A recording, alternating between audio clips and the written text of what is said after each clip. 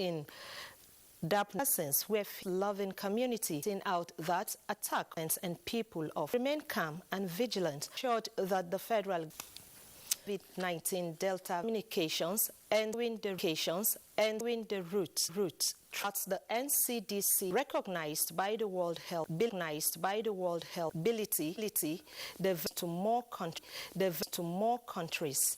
It has also brought in poliovirus virus free since 2020.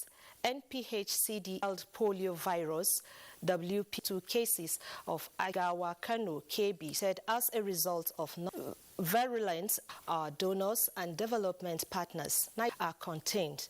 Nigerians that to prevent and contain senior health workers will continue submissions of labor and employment. The latest medicine has more. Discussion between the Presidential Committee on Salaries over upward review of hazard allowance for health workers have been. Who is that? Not equality. Workers in Nigeria with an offer of 350% for junior and 600% for senior workers are struggling to shift grounds. The latest engagement has also ended in a deadlock. The proposals they have submitted differ salaries position.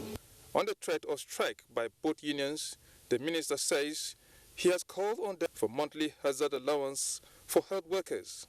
But the two unions send NTA News. Framework for implementation of full financial when the state accounted its report to the clamor for financial autonomy of the legislature and judiciary has been concluded with the adoption of a working document. He said members were drawn from three arms of government and have worked to reach amicable resolution in full autonomy for all judiciary and the executive. It has been very long, even during military.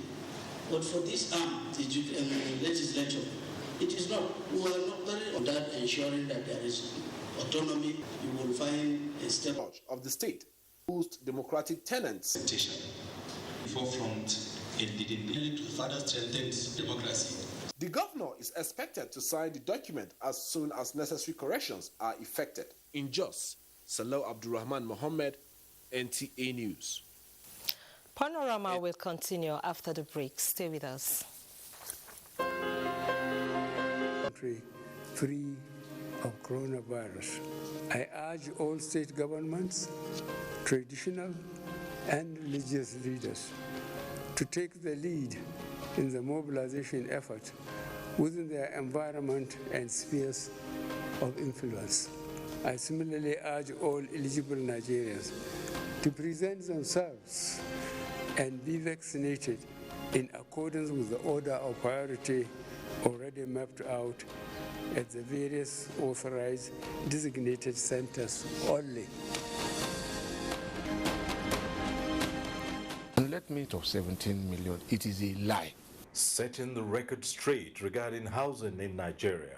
Plus, for enforcement and protection of the rule. One-on-one with the Minister of Works and Housing, Friday, 10:30 p.m. on NTA.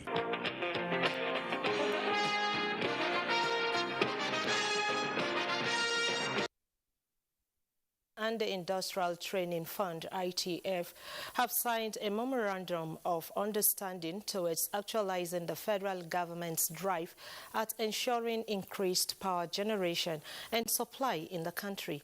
Ndayan and Dayabagang reports that the MOU is targeted at training Nigerian youths under the Mambila hydroelectric local content 1,050 megawatt in the country on completion. The construction of temporary jobs to this entity to provide, develop and implement training programs for NAPTIN in line with the expectation of the Mambila hydroelectric power project as well as issue certifications. NAPTIN says out of the 5 critical trades, they are engaging ITF in 3 towards preparing Nigerian youth for the Mambila. That we create jobs and will definitely grab opportunity to ensure the implementation of all the agreements. For the Director General ITF, his organization will leverage on its expansive network, expertise, and experience to deliver on its mandate. Capacity in order to ensure that practical hands-on approach closely with the data that now.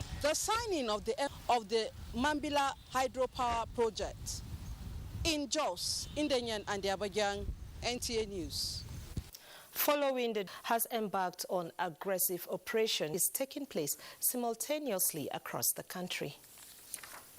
In keeping Road Safety Corps are out to enforce the Operation Show Your Driver's License as directed by the Corps Marshal, to ensure that erring citizens are fished out and sanctioned. It's aggressive. There's a penalty for it. The integrity, important document for you to be on the road. The Sector Commander, Plateau State Corps Commander Alphonsus Godwin says the exercise is in collaboration with the police, NSCDC, and fight to drive are on the highway and are causing. We are equally expecting people who will go and required permit to be. We will not. The Sector Commander called on the motor in Jos. From the Nigerian red alert to prevent flooding as rainy season intensifies. The report. The 7 flood-prone areas are Mangu, Barkers, Wasi, Lantang North, Jos South, Jos North, and Shandam local government areas. While calling for caution on the part of residents, the state government says it has taken preventive measures to respond to any possible disaster that might occur as a result of flooding. We have set up strategies to see if we can avert, in the event that it happens, the effect on the environment and the general public may not be too adverse. Let everybody look at his surrounding. If there are blocked drainages around, let them do it as if they are doing it to themselves and not to government. State Emergency Management Agency, SEMA, says it is not resting on its oars to ensure safety and appeals to the public to take note of flood early 21. Let us change our attitude to respect warning signals. And secondly, they should be trained on level of preparedness. Our camera lens caught up with men of the Plateau State Environmental Protection and Sanitation Agency at work in some parts of Bukuru Metropolis. Some of these communities usually bring out their waste and then dump into the drainage system. We have employed some of our workers to come out and make sure we clear all the debts. The situation is, however, worrisome off Tafabalewa Street, Jos, as residents appeal for government's intervention on flooding in the area. Right now, we're having erosion, signs of erosion, and if this thing continues like this, you'll find out that the road leading to the other junction, the other end, will be condemned, and it will not be motorable again. It's almost everywhere. We'll gather money and we'll open the gutter. But this time is too much. It's not something that we can do. Government need to open this road and widen the gutter. Experts stress the need for aggressive awareness on constant clearing of waterways and maintenance of dams and reservoirs to ensure free flow of runoff into drainages to avert flooding. Ways of averting flood. Sir, you're welcome. Thank you for having me.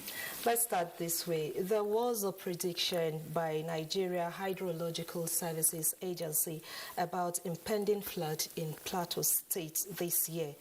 We want you to shed more light on this. Domicile on the Plateau. See, agencies like on the round table to see in different components. The level of preparedness on the Plateau. Reasons are here. Now we came on to the gatekeepers and sensitize. We did it in conjunction with on the flood now in the response mechanism. I told you in different components in terms of eventuality of this flood. The response mechanism on eventually if flood, flood the gatekeepers. Now building on waterways, which most of us now tend to do it based on different factors, be it cultural or religious, backgrounds tied to our own culture or communities in which we come from. So basically, these are some things we work in conjunction with the tiers of government, the local government, the State Emergency Management Agency, and the critical stakeholders in trying to see how we can avert all this danger. Okay, thank you very much. Time is not on our side. Thank you for being our guest. Thank you very much. Rapist. Bye.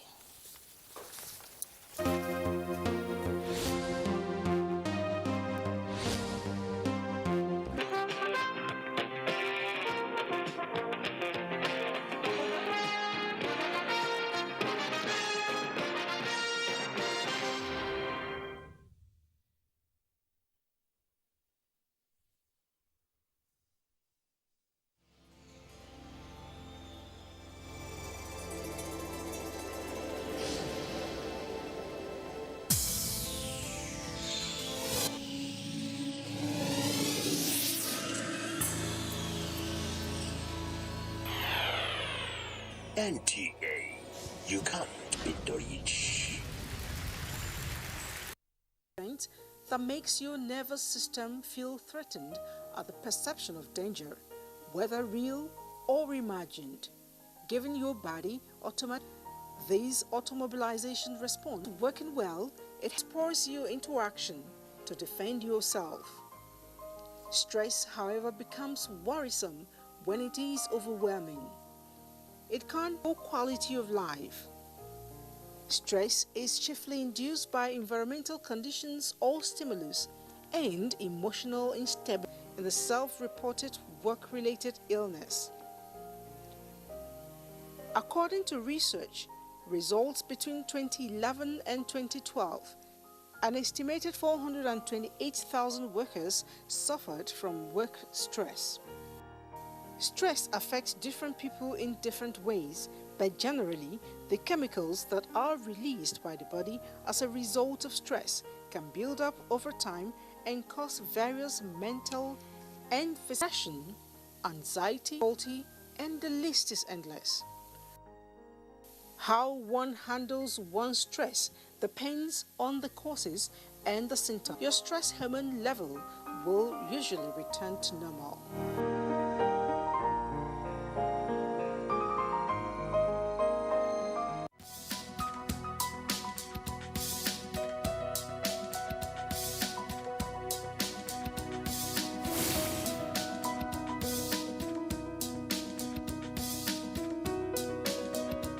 Everything is architected and designed by the Almighty.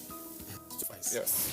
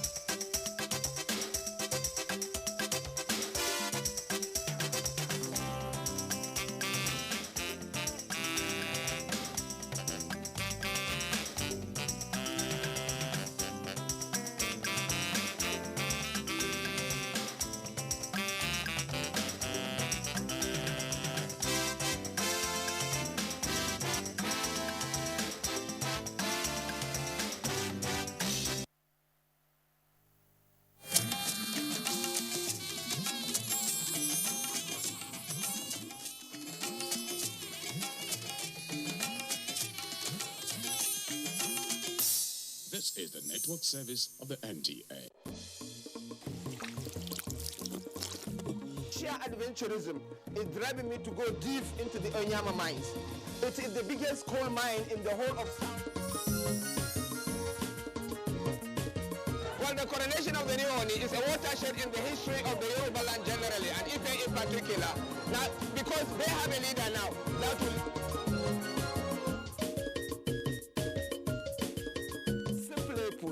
Gura is a beautiful countryside with awesome landscapes.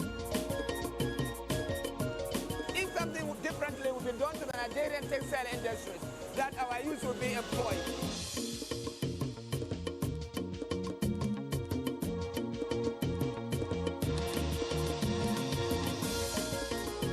Many people that attend the church here can tell you. Service in Holy Rosa is We are taking a canoe tour of the communities on the bank of River Niger in Ketsu.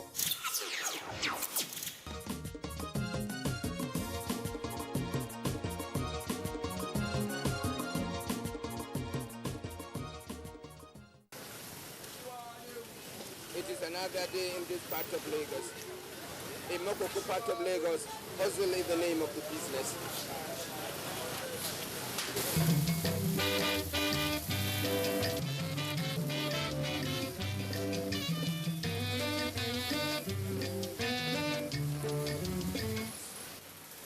We were part of the life struggle in Lagos district, and our destination is Makoko. Makoko is a Nyaba local council development area in Lagos Island.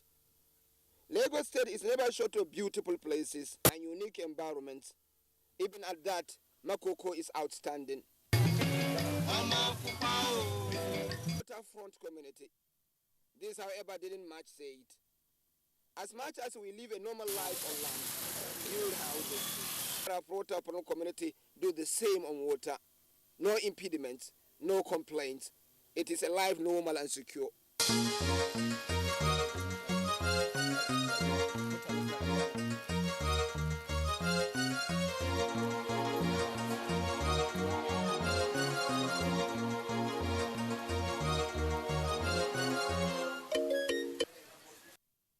On the day, we had to somehow kit ourselves against the weather and protect our equipment.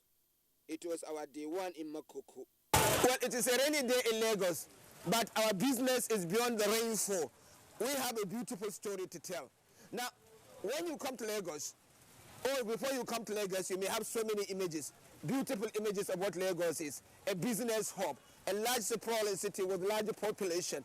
But as a reporter, when I come to Lagos, I find that there is a little paradox, a paradox of beauty and then environmental challenges somewhere. So I am in Lagos, and I'm in one area, a location they call Makoko. It is an arrival and departure point. Life is busy here. As much as we watch airplanes take off and touch down at regular intervals in a busy airport, so the chaos do so at this area.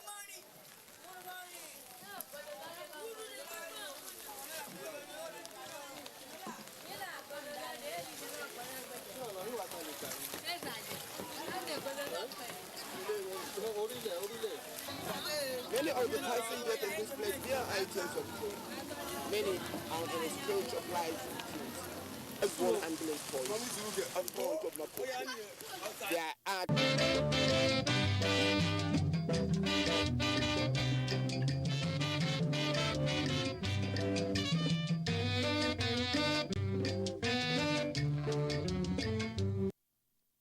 I crave to talk to many of these preteen and teenage canoers of Makoko, but many are steeped in shyness. We commence our canoe movement to the interior of Makoko, and the transit is a world apart. Something about the water first. It emanates from Osha River, and it takes a seaward journey to the Atlantic through Makoko. At the Makoko side, the water is everything that it's stinks. Here, this is entry point to Makoko. And throughout the community, the picture is based on my travels, many people may conclude that we have obsession with the water. Far from it. Inside water, I have no use. I'm given to the skills of the canoer. In this particular moment, we were a crew of 6. 3 refused to join us in water. 1 had to locate with us after several days. Even so, he was nabbled throughout, and at every turn he screams. We made it eventually, but it took us the quickest time to finish a recording. Our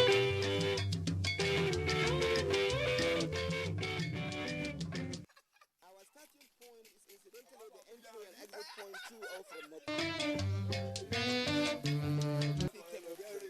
passengers rushing to escape the rains.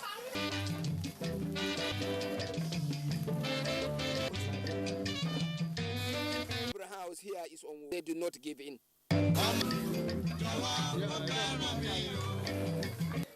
By way of Makoko is a picture of community on water.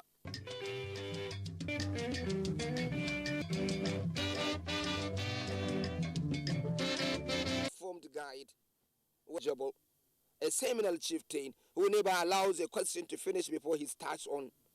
We were warmly received in his house and obliged to go with us around many interesting areas in Makoko. His house stands out. People of Makoko make a life of poverty. Appropriate on top of water, there is no water for them to drink. Bali felt it was a nice issue. Chief, I'm told that you live on top of water, yes, but you don't have a water side. And you know us that, you know, try to wish we drink, but the family at the side just is those people who have that. I can show you some borehole now. Hot water, very portable. I say just bring water. I put it, you will see. We will see a place where and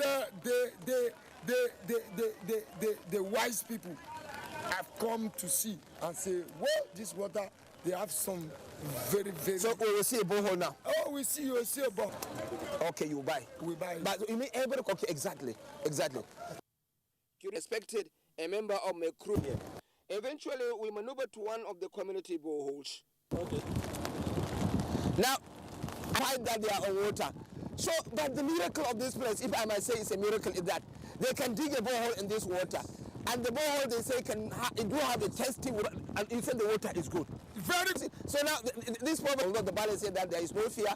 But there's no fear. There is no. We want to fish it. To come and say fish for them. You see them now? Okay, no, they are healthy. So this is the borehole.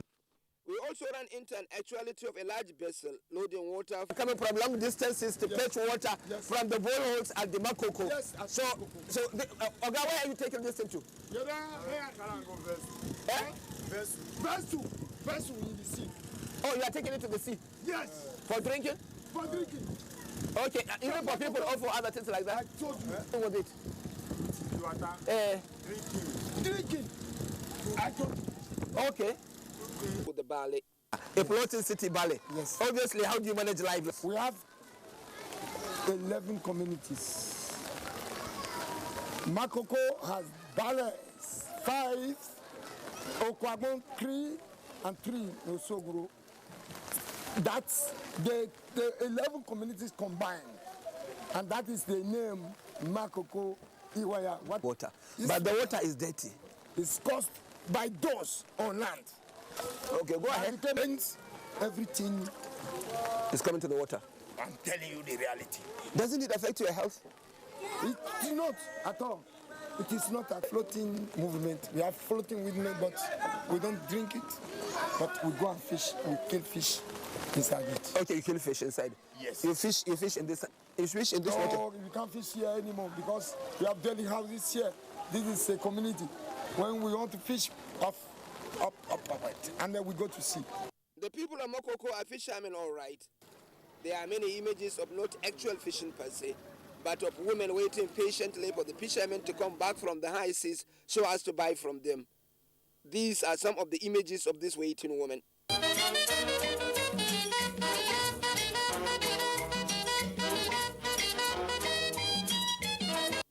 We had a mind to actually capture a day in the life of one or two of the households, but the downpour of the day played a part in aborting that. However, households like this thrive in fish smoking.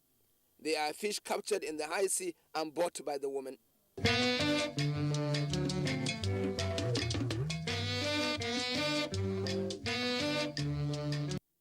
All along the city are vendors peddling their items of trade across various parts of the town. Sailors of preferred food are particularly mobile. I'm in particular captured by this Akara sailor. She had her cooking oil, fare, French sauce all in a canoe as she paddles across Makoko to connect with her buyers. I am one buyer who is also a fan. One of the you may not understand the depths of the life in this place unless you have seen a woman like this woman. This is a business woman. She's doing her, is it Akara or pancake, right? In her boat. Right in the boat, you can see there is her fare, there is her oil. This is where she does everything. And she's moving around selling and she's doing business. In fact, I'm going to buy some now. Madam, give me 10 naira. How much is each one? 10 naira. 10 naira, give me for 100 naira. No, the hot one. So, okay, I will pay. So, madam, tell me, is it the way you do your... Ask her, is it the way she has been doing her business all along? And where is it? Yes. Talk now, speak in Yoruba, let me hear you.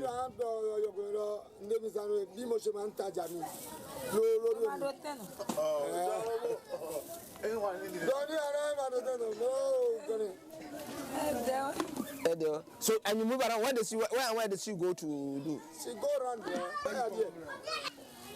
What is this? This is a peeled corn. And what I mean, can I see it? Can I see it? Very beautiful. Yeah. Let me see. It is easy to conclude that in context of their environment, the people of Mokoko don't keep livestock. The truth, however, is they do. They keep sheep, goats, and pigs. Dogs are a common sight as well. They are kept in places above the elevation, which means you have to look under. But looking under the houses is trying in somebody's patience. It is a picture of filth.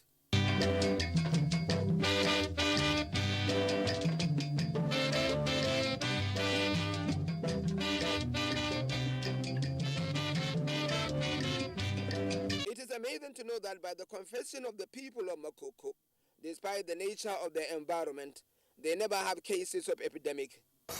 It cannot affect our health because God knows we are waterbound. But what is your secret? What is your secret that you cannot have diseases? Which is secret? Which secret? Let me tell you one thing. White men, they have their own climate. Their own climate is different from ours. But though, they stay with us here. When you come, you stay for some time. That one, you come to, to this thing. We are black. How many people can you, how many households, how many people, estimated number of people around this area? Thank you very much. We have about 234 houses in 2012. In 2012, 234,000 houses from Makoko, Iwaya, Waterfront community. The way we live is a very, very... But is it the way it is both during the dry season and the rainy season? No, rainy season is different from dry season. Okay, there will be no water along this place. If it is dry season, the tide come accordingly from time to time. But as it's rainy season now, if it is raining, water can come up. When rain stop, if I want to, okay, where you come from now, you can see the tide. Imagine, I am lying. You see the power. So you are not affected, your houses Nothing. No, okay, since you came, I thank God that you came when it is ready. Did you hear anybody crying? Okay, and there is no, maybe sometimes when the wind ties, maybe they can rise to come into, to go into people's houses. No, not at all. Even on land, we had, is it not 2011, that rain, something happened, no, it doesn't happen to us. It doesn't. It doesn't. God knows how He created human being. Yes, now. Yes, now. We visited a floating community health center, and the in-charge corroborated the attestation of the valley.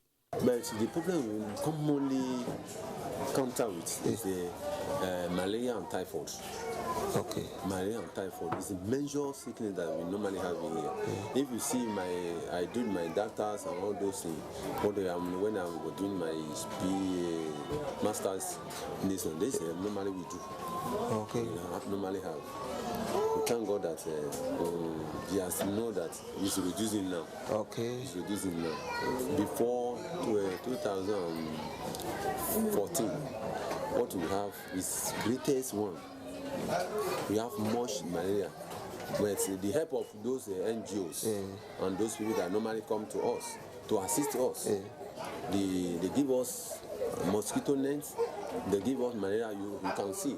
No, it's okay, obviously. Yes. So now it is reduced. It's reduced. What do you think? What do you think has been the main issue? Is it has to do with the environment and other things like that? The environment, if you can see that the environment contributed a lot of something. Yeah. There are no traffic at this clinic. There is at this moment though a rush to save a baby with a 3+ malaria.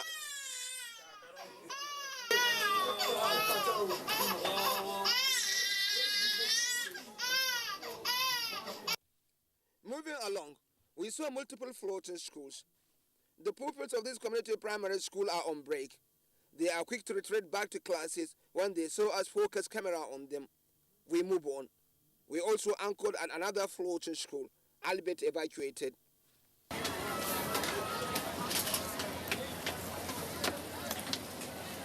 Okay, what's happening? So this is a floating school? Floating school. Okay. This is a floating school in Makoko. The school, like the houses in these places, they are built on top of water. Under them are pillars which has elevated it. But then it's a floating school. And actually when it rains or when there is a heavy breeze, the school moves on its structures. So maybe that is why most of the students that are in this place have been taken or relocated to a school inside. This is the place where they can do most of the physical exercises and other school extracurricular activities. This little place is enough for them. If they want to play football, if they want to dance, if they want to sing, anything they wanted to do, this is the place for them. Because we are on water, if we can get our schools enough here, our children will school here and they will be safer. Okay. Because at times, if our children want to go to school or want to come back, Okada, moto, they don't know how to cross. There will be accident. Okay, because they are water people, so they are not used to the laws on the land. Okay. We were lucky to also run into this kindergarten. The fascinating thing here is not actually the age category of the pupils, but the lesson they are taught. All the teachers understand no English, but French, and it is actually French that is being taught here. Interesting, if you will ask me.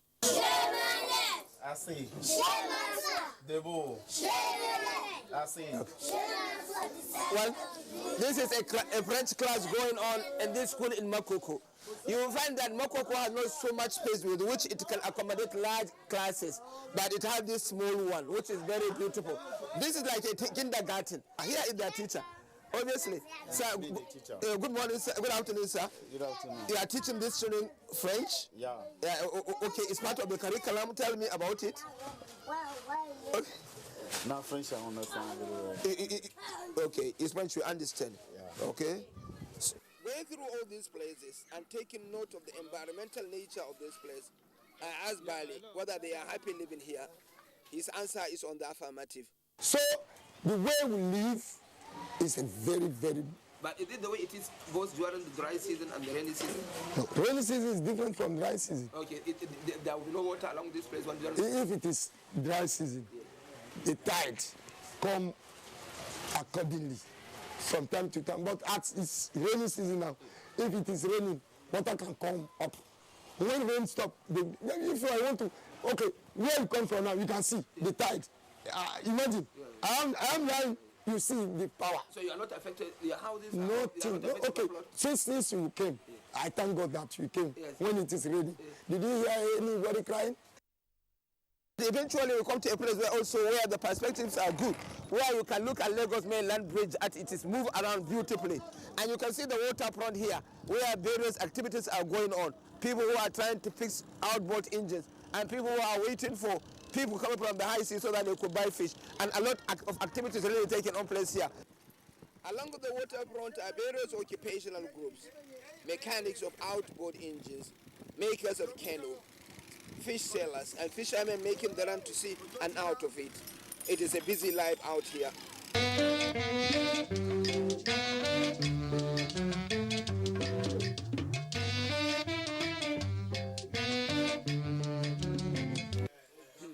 One bit of information. The people of Mokoko are not strictly speaking Yoruba. They are Egun, a language distinct from Yoruba, but they do understand Yoruba. I speak Yoruba. But is your language Yoruba? My language is Egun, but we can still both. Okay. That is why you can hear they call Aweris, Agbo, Edimafo. They are all also Egun. As we make out to go back to the safety of land communities, the Bali, colorful as ever, performed one last act of hospitality.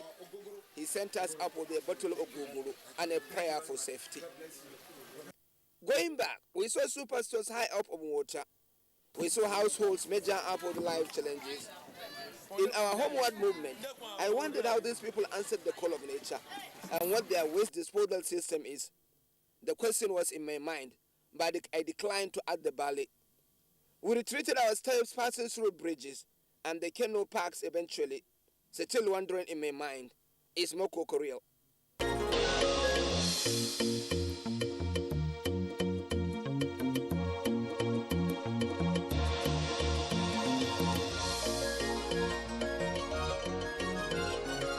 I never get this kind of thing, or I hear it. Nínú ẹgbẹ́ la wà tá a ti gbọ́ formation tíjọba tó ń ṣèrànlọ́wọ́ fáwa télọ̀ wọ́n nítorí COVID-19. Wọ́n ní kí n korúkọ àtàkáǹtì tí mò ń lò so mo kọ sílẹ̀ mo mọ́kàn kúrò mo rò pé ó lè jẹ́rọ́ ni nǹkan tá a wá ṣe. Ju bí ọ̀sẹ̀ bíi mẹ́ta ẹ̀ lọ tí wọ́n gba àká nọ́mbà wa tí wọ́n béèrè ọ̀rọ̀ lọ́wọ́ wa yẹn ni wọ́n sẹ́ndì owó sínú àkáǹtì mi. Ọjọ́ yẹn náà ni mo fi owó kún tí mo dẹ̀ lọ ra fóònù so láti ìgbà yẹn mi ò ní ìṣòro pẹ̀lú àwọn kọ́sítọ́mà mi mọ́. Òṣìṣẹ́ tó máa gba 30,000 ẹ̀ tí wọ́n fẹ́ materials pátápátá tó yẹ máa ṣiṣẹ́ family àjẹun ìyàwó àtọmọ máa jẹun wọ́n appreciate.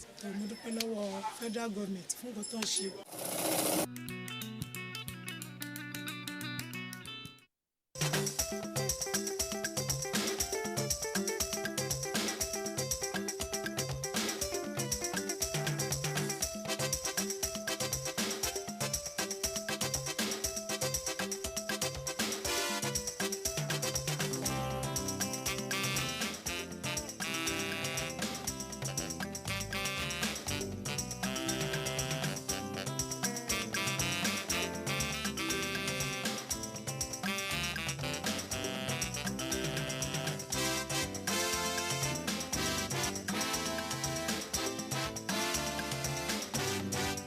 I never get this kind of thing or I hear it. Somebody called me that there is a form that people are filling. I should go and fill. Then I went there, she gave me one, I filled the form. We are 3 in number, they working together. We got form from federal government. After 2 weeks, I received a lot of 30,000 naira from federal government. I used the 30,000 naira to buy so many things like equipment. The money really helped me. The next week I went to market, I increased my business. I thank my president who God touched to give us this such amount.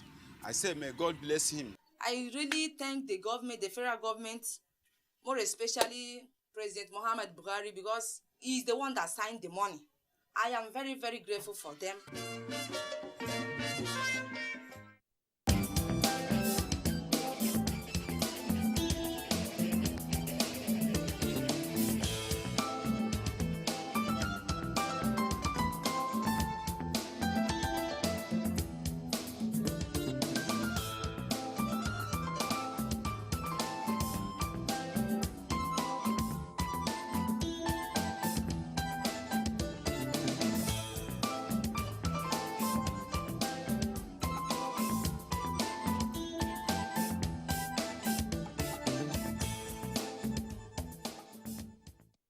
Now, when we get to understand this thing, we get to find out that as we grow older in life, certain things happen. One of them is not being so healthy. Remember, I didn't say sickness. Not being so healthy because we move from one realm to the other. Cancer is one of such things we do not know how it happens. We do not know what causes it, but somehow it's beginning to permeate the human realm and causing a lot of havoc. And do we allow it? The answer is no. Because if you look at the word cancer alone, there is a can inside it. That means we can survive it. Today we're going to look at cancer, and especially as it concerns women, breast cancer, cervical cancer. They'll be bearing their mind for you today. I'll let them introduce themselves. Let's start from, when I was small, we used to do tumbon. Okay, so that. Hello, good morning. My name is Nina Maria Pena. I'm a 42-year-old mother of 2. I work in the civil service, and I am a breast cancer survivor. Okay. I'm still in treatment anyways, but I am a survivor. Okay. Yeah, good morning everyone. It's always beautiful to be here with you on the conversation on the largest television network. My name is Halima Usman. I'm here to give support to Lizzie and of course to my very good friends here. All right. My name is Chestnut Milo Dorothy Nuhu Akenova. I'm a breast cancer survivor and a feminist. Okay. She says she's a feminist, and all of us here are womanists. And one way or the other, I tell people that cancer is not just what you feel on the skin. There are a lot of cancers in our lives. It could be your emotional problem, it could be your family problem, it could be your office problem, whatever it is, it becomes cancerous. But then I always say remove the bad parts, Take the good one, which is a can. Yes, we can. Let's see this feature. When we come back, we'll talk in details. Cancer ranks top on the chart as a leading cause of death and an important barrier to increasing life expectancy in every country of the world. According to the World Health Organization in 2019, it is the second leading cause of death in 112 of 183 countries, affecting people before the age of 70 and ranking third and fourth in 23 other countries. In Nigeria, cancer is responsible for 72,000 deaths with an estimated 102,000 cases annually, with cases varying by gender. For men, the most common types of cancer are prostate, colorectal, and non-Hodgkin lymphoma. On the other hand, for women, they are breast cancer, cervical cancer, and ovarian cancer. Breast cancer affects people in Nigeria, with 12% of the disease representing new cases and 25% of all cancers in women. Cells in healthy breast tissue can become cancerous and can spread to other parts of the body.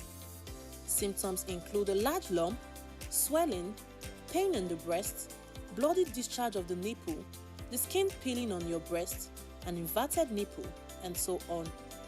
There are also different types of breast cancer, such as invasive ductal carcinoma and angiosarcoma. Although they generally have less of it, men have breast tissue just like women do and can get breast cancer too. However, it is a rare occurrence. Cervical cancer is a type of cancer that starts in the cervix. The cervix connects the uterus to the vagina. Many women with cervical cancer do not realize they have the disease early on because it usually does not cause any visible symptoms until the late stages. Typical cervical cancer symptoms are unusual bleeding, such as in between periods, after sex, or after menopause, vaginal discharge that looks or smells different than usual, pain in the pelvis, needing to urinate more often, pain during urination, and so on. Most cervical cancer cases are caused by the human papilloma virus, also known as HPV. Nevertheless, cervical cancer is treatable if caught early. The four main treatments are surgery, radiation therapy, chemotherapy, and targeted therapy. Whether from genetics, lifestyle choices, environment, or a combination of all, cancer can affect anyone regardless of their background. There is no known cure for the disease as of today. However, one can reduce one's risk to it by leading a healthy lifestyle. Eat healthy, exercise frequently, and get regular medical checkups. Early detection is always key in fighting cancer. Have you done your self-breast examination today?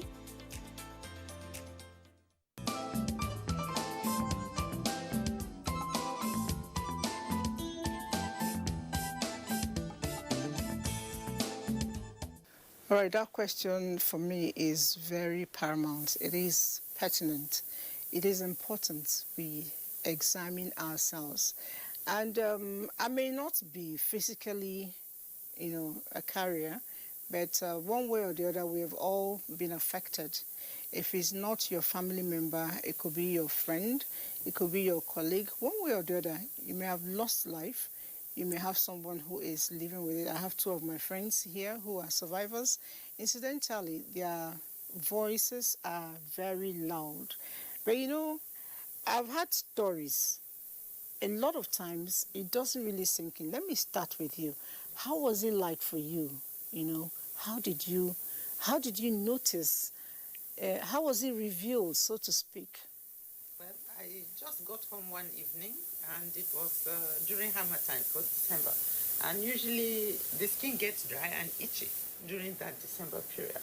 So when I got home and I felt itchy on my breast, I just assumed, okay, this brow must have been too tight and, the weather is too dry. So I gave it a good scratch. And then there was a little burst on the nipple, and I felt some coldness. And then when I checked my T-shirt, I had lines of dark brown, stains. And I have been a sexuality educator for years, so I knew the implication of a discharge that is brownish in color from the nipple. So my world just came to a halt that second, that moment. That's how the journey began for me. Then I had to see a doctor. I had to contact an older feminist friend, who is also an advocate in the field of breast cancer. And she's the one who said, look, Dorothy, you've got to pursue this aggressively. I think you should. I would like to know the aggressiveness and what it all involved. But let's see. I noticed you were shaking your head. Sorry, I'm being dramatic, but I can understand it. So mine was during lockdown last year, August. Okay, I think 2 weeks before that, my right shoulder had been, this is my right one, my right shoulder had been hurting. And I told my husband, and he said, you probably slept wrongly. And I'm like, okay, but it shouldn't take... Right shoulder hurting? Yeah, that was this is for the me. First time I ever noticed. That's what I said. So everybody has their own prison. Then one day I took off my bra, and my nipple had gone in, like it had collapsed. So I was like, okay, this is not normal.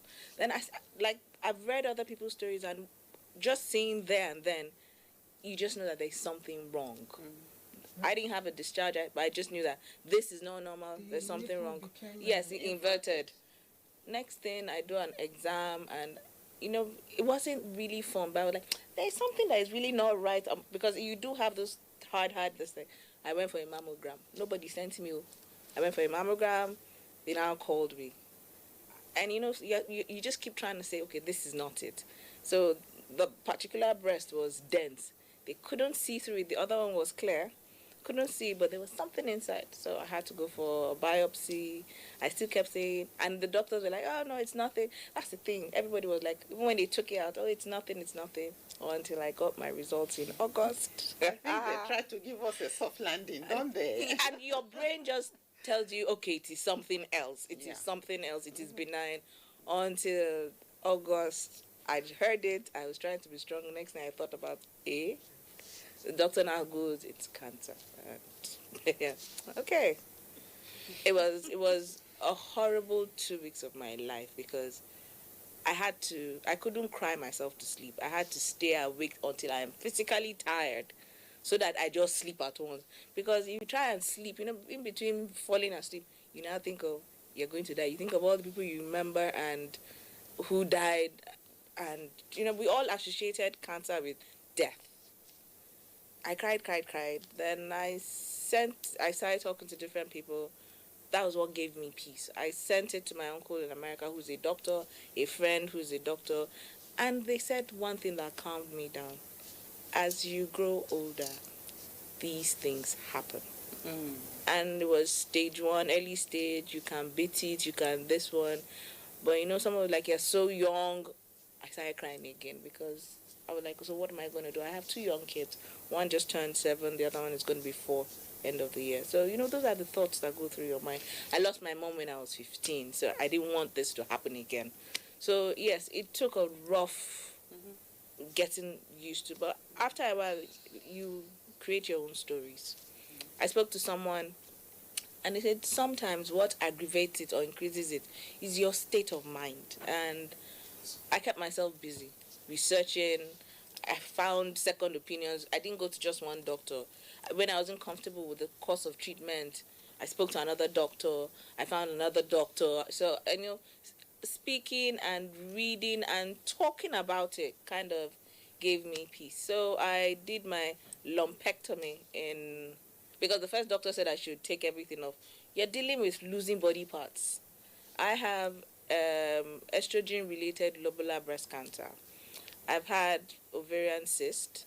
I've had fibroid. I had my first child with fibroid. So these are precursors for me to having breast cancer. And I think I'm lucky, because it could have shown up in my ovaries, which I wouldn't have known until it would really become bad. So I think I'm lucky it even came out in the breast. So I did my lumpectomy. I just finished my chemo on the 8th of March, and I'm due for radiotherapy. I've started hormone treatment. And there are days you cry, there are days you feel sad, there are days you remember, but you look up and you realize that everybody's battling one thing or the other. If this is my own, I just move forward with it. And I've met women that have gone through worse things. Some lost their husbands while they were receiving treatment. and they've come out stronger.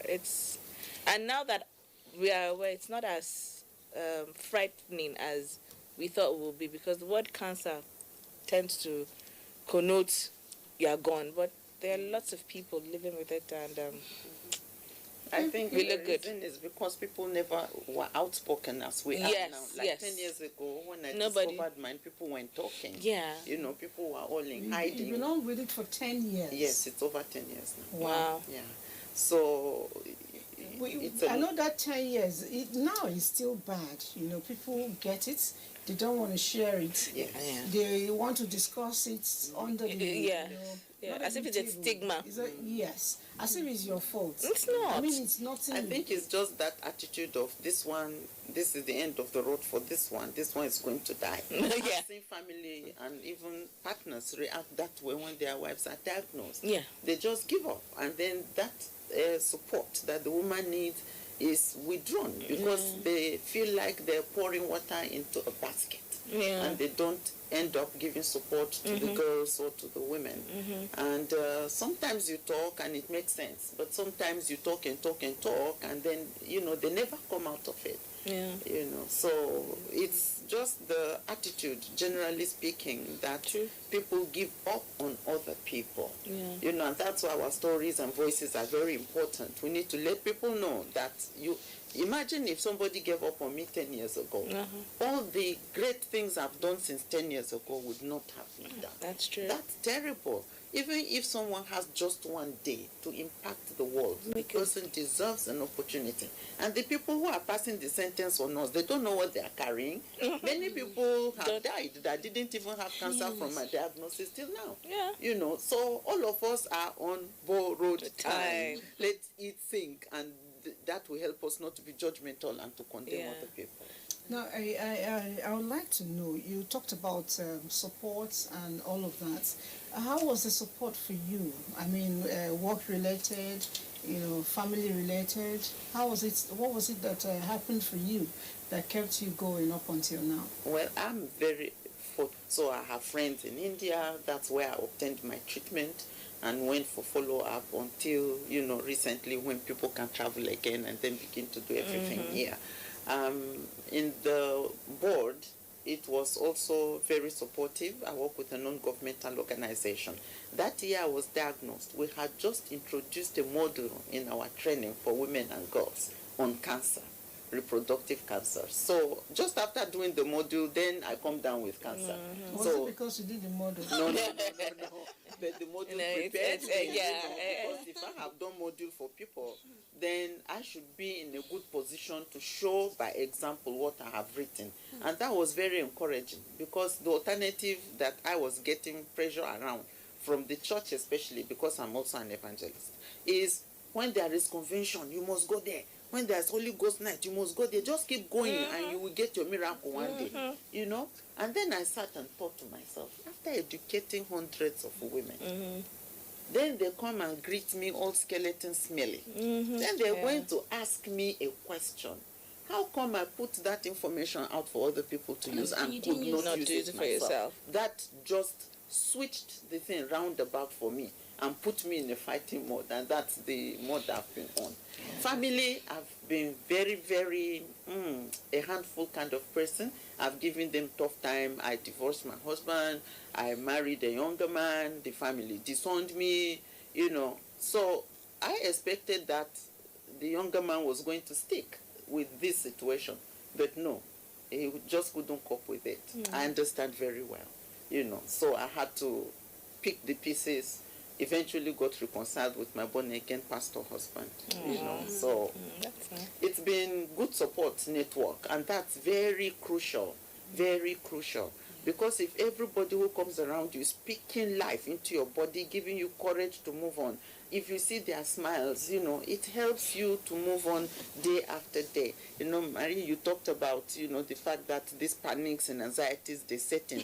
I tell you, they still do. Every time you go for your checkup, you're like, oh Lord. You are waiting for the results, and sometimes they are misdiagnosing and etc. putting you in panic mode. I Yeah. have lost like 10 kg in 2 weeks before because I got a result that I wasn't prepared for. So it's a long journey, and what you need is that support system Every time. that can keep encouraging you. Say, you fought it when it was bad. You can still fight it now. Exactly. You know. Yeah. You know, when she was talking, I just remembered. So I did this cervical cancer test. I couldn't Yesterday, I was talking to Nina about it. So when I did that cervical cancer test, you understand, that was in 2015 we started. After 6 months, you go for the second and the third. They were doing, I think, they were doing a research. So I went. They didn't tell me the result, the first result, until after the second one. So that was when they told me that you have trace of cancer. Oh my God. Okay, so I just felt that, okay, the end has come. It has a way of Like, doing it's that time to write your will and just bid the world goodbye, you know. But I think, I don't know, maybe because I'm a fighter myself. So at a point, I started asking myself and started searching and reading and asking myself, so if truly this thing turns out to be what it is suspected to be, and probably I have just few months to live, what happens? So I told myself, well, if that's what's going to happen, what I'm going to do is that I'm going to live the best of my life. I am into charity, which you know I love working with people, helping people. So I told myself, let me just die doing these things that I love to do. So I picked up, I got busy doing those things. And I think somehow that was what helped me. And then I stopped taking certain kinds of food. I stopped eating anything with sugar, stopped taking minerals, anything that has to do with sugar, I cut it down. And I ensure that my food, no matter what I'm eating, has a lot of vegetables, a lot of fruits. So I just, it was like you said, a complete change of lifestyle. And I was surprised when I went for the final test. They said it's cleared. I said okay. They do not diagnose. And I think that's another problem. Yes. That's another, because you've heard cases of, so for me, my own support, I have lots of friends, and honestly, my family and friends have been fantastic. I have a boss, his name is Charles, my husband's name too is Charles, and he did something great. He had put out his sister's own, so I called him up and said, this is my own problem. So he called my husband too, and explained to him that this is going to be a tough journey, even for you. Men have been known to accuse their wives, because even sleeping with your husband, you don't have that appetite or energy. So he said some men have accused their wives, they've left their wives, they blah blah blah. So somehow, don't know, my husband Kukuma stuck with me because he doesn't have any choice. It's true. You are charming. Thank you. He does. And somehow I feel I have to be cheerful for people around me, because if you're down and whatever, they're going to feel down. And my husband says, I don't know what to do. I really don't know how you're feeling. I can't explain. And I have lovely friends. I had a friend when I was looking for money, they donated, and one of them said, your own job is to get well. Our own job is to find how to get you what you need. My cousins in various countries, it's just been awesome. And with them, it's been funny. Even in my office, the other day, the office was hot. My office is on 10th floor, so those on 10th floor know, not everybody. And I took off my wig, and everybody was, so this is what you look like. Nobody made it weird. I go to my friends' homes. I don't go with my wig. My hair is looking all funny, and there's acceptance. You're like, oh, you look nice. And it's one of those things you will get over. I think Nina is very strong. Sincerely speaking, because when I first heard her story, she actually broke the news to me and said, because you got tired of explaining to people, where are you? Why are you wearing this? So you're like, okay, you know what, this is it. And because she's a woman too, I'm using my own story to help other women, because I'm early stage breast cancer. I have estrogen related lobular breast cancer. I didn't know it was 6 months ago, but I understand it now. And I always tell women, it's not just checking whatever, check your hormonal level. I believe if I checked my hormones, because it's my hormones, I would have figured out that there was something wrong. But nobody tells us. I had a condition, I kept going to the hospital, they kept saying it was this, it was that. Nobody thought to check. This was 3 years ago after I had my child, to check my hormonal level. That's what I think, because it's my hormones that Now so I'm now taking estrogen blockers. I'm blocking my hormones because for me, it's the hormones that are causing this thing. So it's just a lot of people it could be, but I would like to know what has changed for you, when it comes to your lifestyle. What has changed? Maybe she mentioned something about food. It was you that said it. What has changed for you? Total lifestyle changes. People have become a priority to me. I mean, I worked in a non-governmental setting, and it's about people, but it was very clinical kind of work I was doing. But now I'm more interested in the people. I want to know how you are. I want to know how you feel, It's more, I believe now in connections. Yes. I want to connect with whoever crosses my path. And I want to leave something when we meet, so that when you go, you always think, I learned something new from this woman. So it may be an obsession. So I'm into developing projects and programs and, just doing things all over the place that can make impact. And then I've learned to spend time with my family. It was at my diagnosis I was saying, son sits in this part of the house. I didn't even know where son used to sit from. Because I was out there working, I was out traveling and all of that. And of course, I've changed my diet. So the sugars were the first to go. The sugars are usually a problem. I'm letting go of the animal protein and vegetables and fruits, especially when they are not cooked. Very important. I make sure that I move my bowel regularly so that toxins are not accumulated in my body. I drink lots of water. And that's something that most people don't do. And if we don't drink water, we can't flush things out. And then I'm an exercise freak. I've always exercised. This has made it, and I still exercise. Do you exercise? I had to. I started. So my own story. I'm just 6 months into this journey. So so yes, I get it. But for me, I've learned to do ugu juice. I have drank every type of juice. I have bowel movement. I have learned to do exercise. Now, unfortunately for me, it was not my thing. I learned it. So today, I watch my steps. You need to. I try to challenge, but as a human being, there are times you fall by the wayside. When you fall by the wayside, your body now tells you, hey, you know this thing. Like last week, I was doing coffee. I like coffee. I like my coffee, and I remembered that this thing. So it's coffee is a no. Well, it will depress your system because it mimics fatigue and stress in the body. And you want your body to optimally function so that you can resist infection. So not only reoccurrence, but also other infections around. So then I went to see my doctor because after chemo, my mind, I celebrated a party. I just, it took a struggle. It's like when you're at the last end of the race, when you now find out they have reached the race, you're like, I'm taking a holiday. Then my doctor now said, I haven't seen you. I've not scheduled you for whatever, and whatever, you're getting fat again. I went up to 90, so I went back again. I'm now 86. The thing is, I don't look my weight. That's the funny thing. So it crept up on me. And for me, estrogens, the fatter you are, my doctor said peripheral fat increases estrogen. So for me, I have to keep it on the low. I always have to be cautious. I have to whatever. I don't have to feed it. So sugars feed, but there's also an argument because you are supposed to take fruits. Fruits have fructose. It has sugar. So it's a balance, delicate balance. Maybe we're talking about refined sugars. Yeah, refined sugars.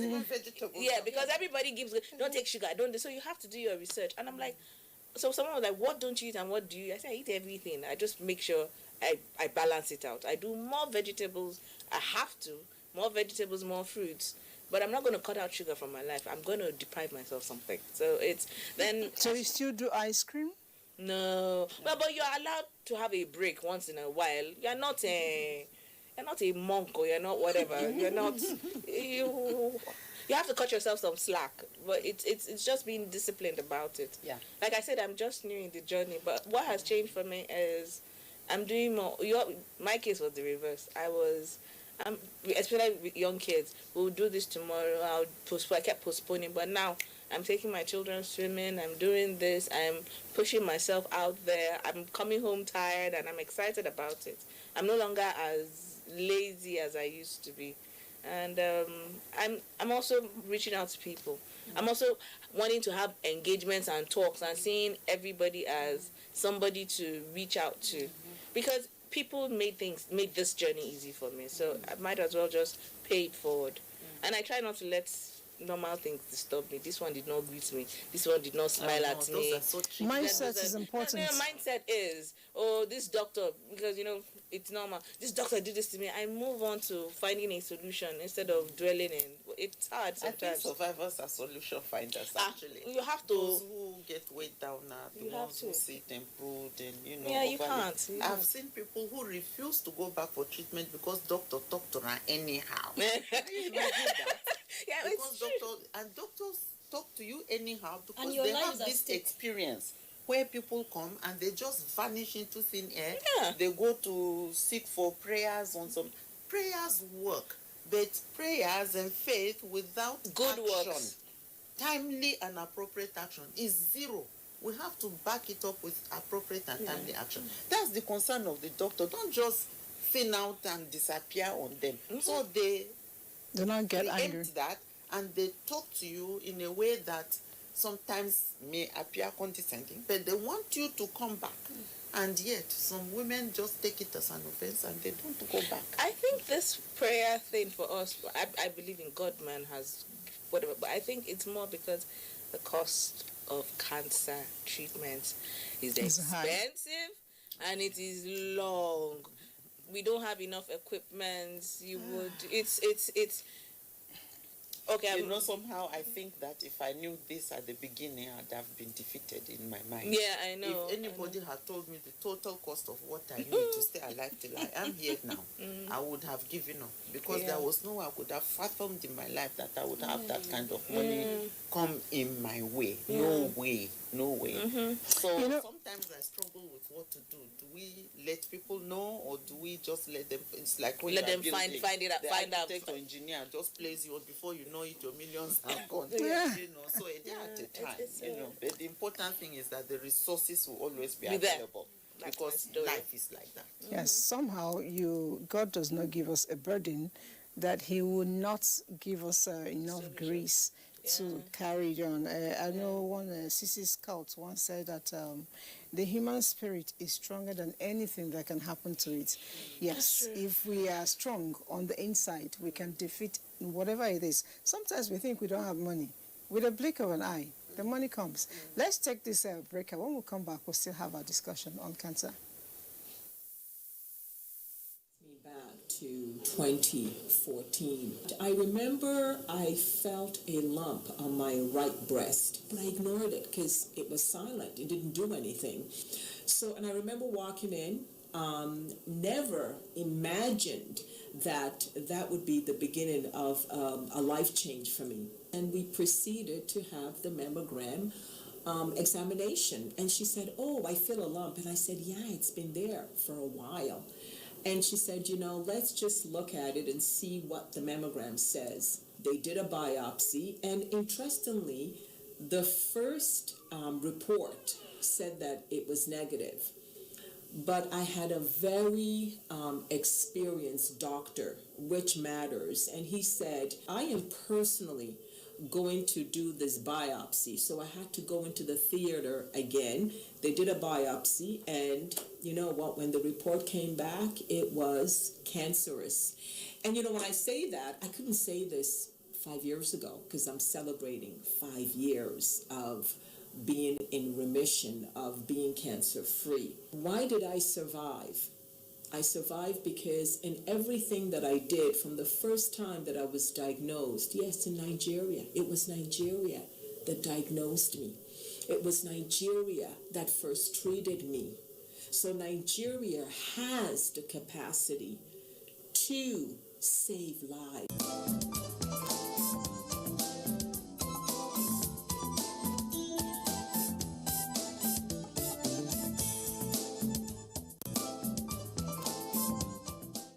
Okay, so cancer, I just saw a bit of another survivor, Choma. She actually was in the 4th stage. That was big. That bad. You know, it was big. But she was supposed to be here with us. Unfortunately, she's not here. One thing I have learned from her is the strong will, you know, to live. The strong will, just pretty much like you, she has actually demystified it. You know, you don't get to feel this is a death sentence. Of course, it's not. And I took out something again from her, which was that it's very important for you to stay close home. Nigeria, you know, she talked about the smoothies, just like you mentioned, that a lot of things we eat in Nigeria are still pretty organic. Yeah. You know, so if we can depend on our food, which brings me to, you know, talking about what constitutes the smoothie for you. I don't know, you talked about blending the vegetables raw. Yeah, I do 2 things. I do juices and I do smoothies. Okay. Juices because the machine presses out the juice and does not spin it. So there are certain very delicate nutrients that could be destroyed while you blend and power it. But when you extract it by that pressing, you know, those nutrients are preserved. So I do red juices of carrots with beetroot. Okay. Yeah. And then I add ginger and I add garlic. And then my green juices. Do you add honey to it? No, I don't eat. There is diabetes in my family, so I'm also trying not to have to go on that diabetic treatment. So I'm battling. You know, I'm shaking my head because beetroot is bitter. No, it's an acquired taste. It's nice. After a while, if you acquire, it's an acquired taste. Well, so for me, green juice is cucumber, the back of watermelon. Back of watermelon? Wow. You scrub it with iron sponge and then compress it. Yeah. And then ugu, kale, parsley, dandelion. Yeah, dandelion. Celery. I put celery sometimes because the flavor. It is pungent. If you bring it close to your nose, I mean. And that's the thing. I find it. So what I do is I have a Nutri blender. So it more or less. I don't take any of my smoothies straight. I have to see all the fibers inside. So I have it pulverizes everything plus the stalk and. So I don't separate. I just put anything that comes. Ugu, carrots, this one, that one, pineapple. I mix everything and I drink it. So there are days I have beetroot, there are days I have carrots. Like I said, I just mix and match. And but I have a minimum of 5 a day of 250 CL. No, I just 5 to 7 a day. Oh no, I just make it of each of the mix. Yes. Okay, you blend and put in the fridge, or you. Plus. Oh, okay. Yeah. That's a good one. When I come to Abuja, then it's in the fridge because, you know, I have to go to a particular eatery where I place order for them. So at 10 o'clock, I go and I pick all of them and I put them in the fridge and they last me to the next day in the morning. Oh, that's okay. Now, I still want to, you know, relate a little bit more on the, you know, treatment stuff. How regularly, we already talked about the cost, I don't want to mention what it costs, but how regularly do you go for your treatment? Treatment is the first thing you do. Then the next thing is management. You know. And what's the difference now, treatment and management? Okay, what's the difference? Treatment starts. Okay. Let's say starts after diagnosis. Then you may be on some long-term treatment like the hormonal. Yeah. Which is supposed to cut off hormone supply. You know, I was on tamoxifen, and then I did Zoladex injections, you know, which were monthly, and I did those for 5 years. 5 years? Yes, I did those for 5 years. Because they will tell you first 2 years, and then after 2 years, 1 more year, and then after 1 more year, you know, like that. And so from that, I had 5 years, and I calculated the cost, and I said, hello, I don't need babies anymore. So just tell me. Let's get them out. Those eggs. So I took the ovaries out. And then they say you can't keep the uterus when the ovaries are out because apart from the fact that it is risky, uterus never works without the ovaries. So take the two out, and then you have peace of mind. Then you don't have to worry that, you need to monitor the cervical cancer, or you need to no. So I took everything out. So those are management, because we don't want a reoccurrence, and we don't even want a secondary occurrence, because we go around knowing that because we've had cancer before, we can always have another cancer again. So that is a constant thing in our lives. And so management entails ensuring that you are cured, there is no reoccurrence, and there is no secondary occurrence. And after diagnosis is every 3 months, that you get checked, because that is the most likely period that it can reoccur. And then the next year you can do twice a year. That's what I was placed on. And then the third year is a check every year, unless you have a complaint. Even if you can't breathe. Sometimes we have catarrh, the nose no go breathe air. Then I go, oh, maybe it is going in my nose. Maybe it is my brain. And then I'm subjecting myself to all That's that. regular catarrh, and then you think it's another form of cancer. Yes, a friend of mine told me, say, don't think that because you got cancer, you won't get cough and catarrh again, no. Because this one where they complain all the time like this. Yeah, I get it. So he asked me, did you get catarrh and cough before you were diagnosed? And I said, no. And so why is it now that you are? But that is the life. Every day you are in apprehension. And that's why the support network, positive support network, is important. I never sit down at home and expect people to come and greet me, because that's what my people are very good at. They will so papa you, bring you food, everybody will sit around with their mouth and oh, sorry, oh, if you just move, sorry, if you just stand, sorry. I don't want that. So they come to my house and they call me on phone. We came to your house to greet you. Oh, sorry, I'm at work. Thank you. All right, you talked about early menopause coming in with it. Yeah, okay, so for me, like I said, I'm still in treatment, so I have 6 months to complete my treatment. I told you I did the lumpectomy. That's, instead of removing the whole breast, I removed the portion. Then I did my chemo. I'm now going to do radiotherapy. But Did the chemo affect your hair? Yes, I don't have hair. Seriously? Yeah. Oh my God. So it's cool. It's cool. So yes, it did. It took out my hair. So it's going to take another 3-4 months to come out. But I'm also on hormone therapy, so it's to block. So I'm on tamoxifen. Unfortunately, my doctor has told me I'm going to be on it for 5 years. But 2 years down the line, when I'm premenopausal, I will take the Zolofex. But mine is going to be 3 times a year. 4 times a year, every 3 months. Instead of 2. I was on Zoladex every month. No, mine is. So everybody. That's why I say there's no one treatment for cancer. Each person is personalized. There's something my doctor did called staging of the cancer. They need to know what stage. Then there's a protocol they followed. So that's basically it.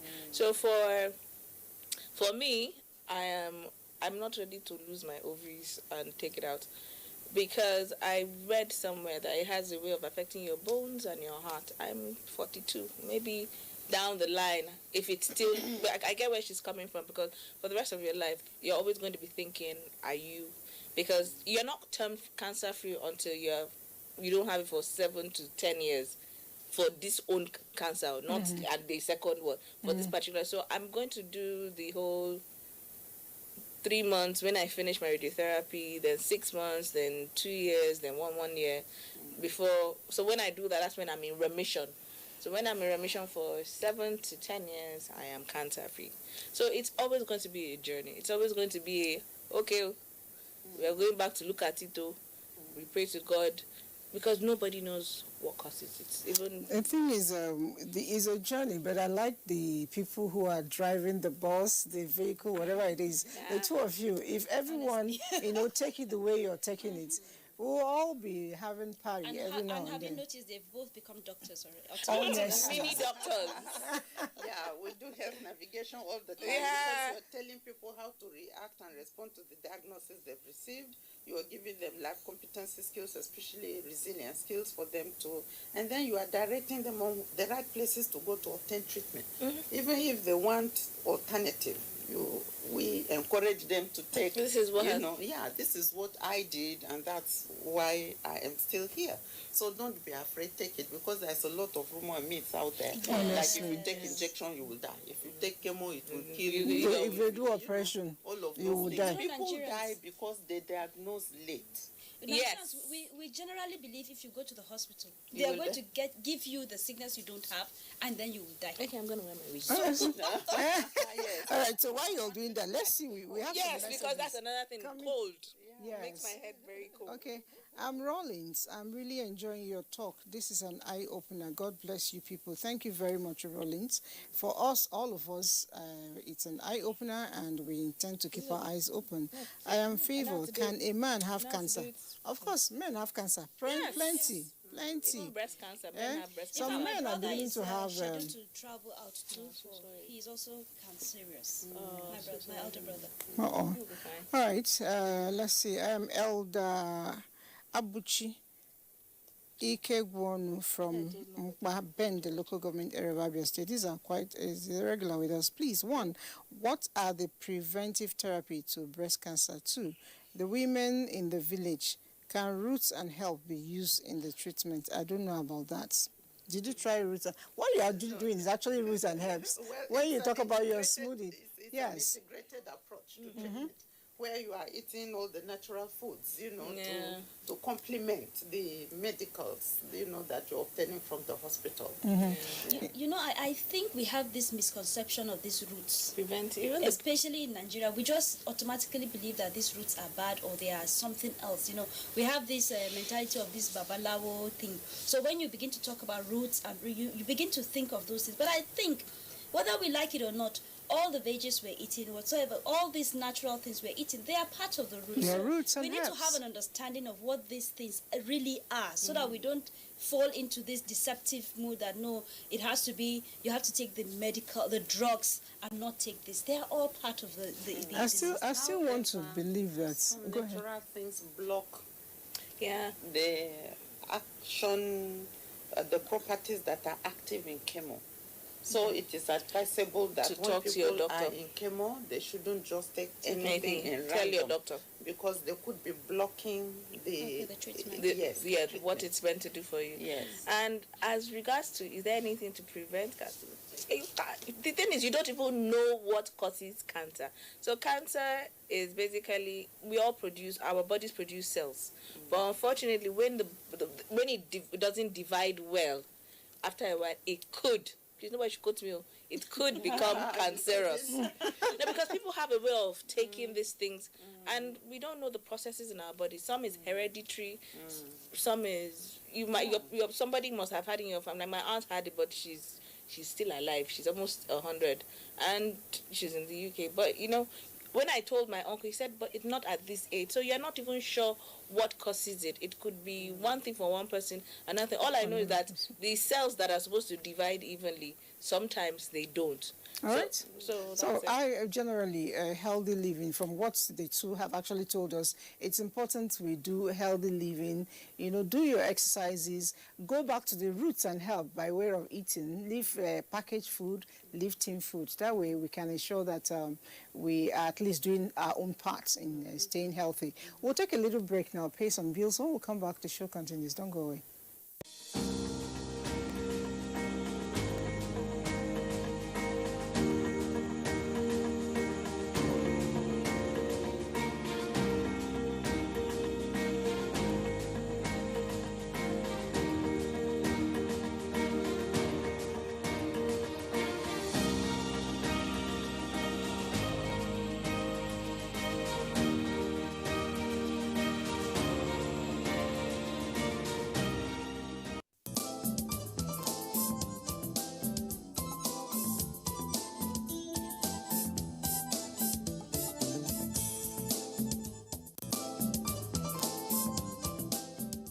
conversations. A lot of people are writing in. I'll quickly take a handful at once, then we quickly react to it before we go. Let's see. My name is Mike, and I'm writing from Benue State.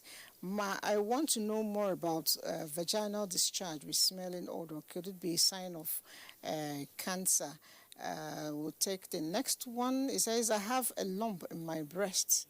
My chest has been paining me and I do not have money to go to the hospital. Okay, I don't know who this person is and didn't write his name. Okay, let's see. The next one says, good morning. My name is Bright. Please, I need more help on this topic. And let's quickly react to the lump one first before we continue. Somebody who says he has a lump in the breast and doesn't have money to go. Are there NGOs? Are there places, help centers? What can we do to help? Yeah, there are foundations that support people who can't afford treatment, even diagnosis. But they can only step in when somebody has gone to a healthcare facility and they've been diagnosed. Because they are cancer foundation. They are not going to start throwing the money where it hasn't been established. So it may not be cancer. And if they do that, they'll be depriving the cancer patients of the opportunities. Yeah. So this person needs to go to the healthcare center. Or for me, if you could go to one of those labs and ask them to just do a normal scan, you don't have to go to a hospital first, because I think the hospital will still refer you to go to a lab and do a scan. So when you get a scan, then your results, the lab attendant can tell you what your results are. It might not be, it might just be fear. And that's another thing.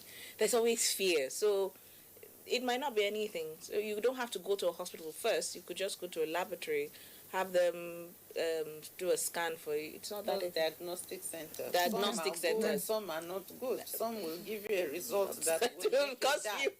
So it's a 50-50 thing. And tell you nothing wrong. I know. So if you're using a diagnostic center, please go to a credible one. A credible one. Don't go but to it does reduce the cost of going to a hospital and whatever. So it's just. All right. Somebody says here that he's writing it from Mboro in Ohafia local government area, and he's advocating that we eat more of soursop, which is popularly known as chop chop. It works like magic. I don't know. Yeah. That's still like going back to the roots. Well, maybe I'll just take 1 or 2 seconds of your final words, advice to a lot of women who are watching at the moment. Yeah, mine will be to encourage women not to be in toxic relationships. Because if we're in toxic relationships, we are depressed most of the time and angry and bitter, and that in turn affects our immunity. Yeah. And so we are not able to fight off the radicals that are made in our body, because everybody walks around with cancer cells at one point in time or the other. But they are able to deal with all of that if they are optimally healthy, if their immune system is great. Okay, so we need to always be happy. Bad relationship, quit it. Do something about it. All right? Yeah, and I agree with her. And just be generally happy. And it doesn't cost much to do a checkup. Okay. Every time. We get so busy, we get so overwhelmed, we get to take time out to love self-love. Yourself. Okay. Believe me, after my chemo, I traveled for a week, went to go see my friends, something I hadn't done because I felt guilty of, my children, but believe me, they were fine. Just 2-3 days. All right. And for me, I would just say, please speak out. Yes. When you talk to people like this, when you hear other people's story, it encourages you. It gives you the strength and the stamina to stand. Whether it's cancer or it's not cancer, whatever it is, you must find strength in speaking to one another. Yeah. If they say problem shared is already half solved. Yeah. I'll see you again next week. My name is Elizabeth. I've been talking on cancer. There's no end to it. What I advise you to do is love yourself. If you love yourself, you get to feel better on the inside. Bye for now.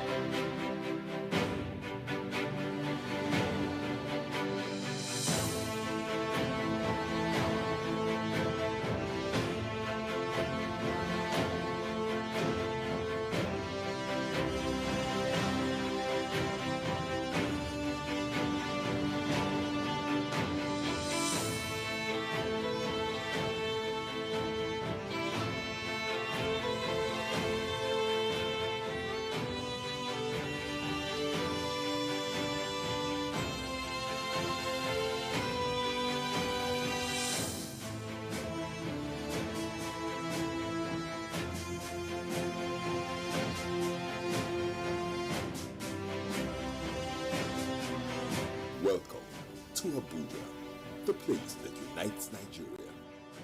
Lights, camera, action.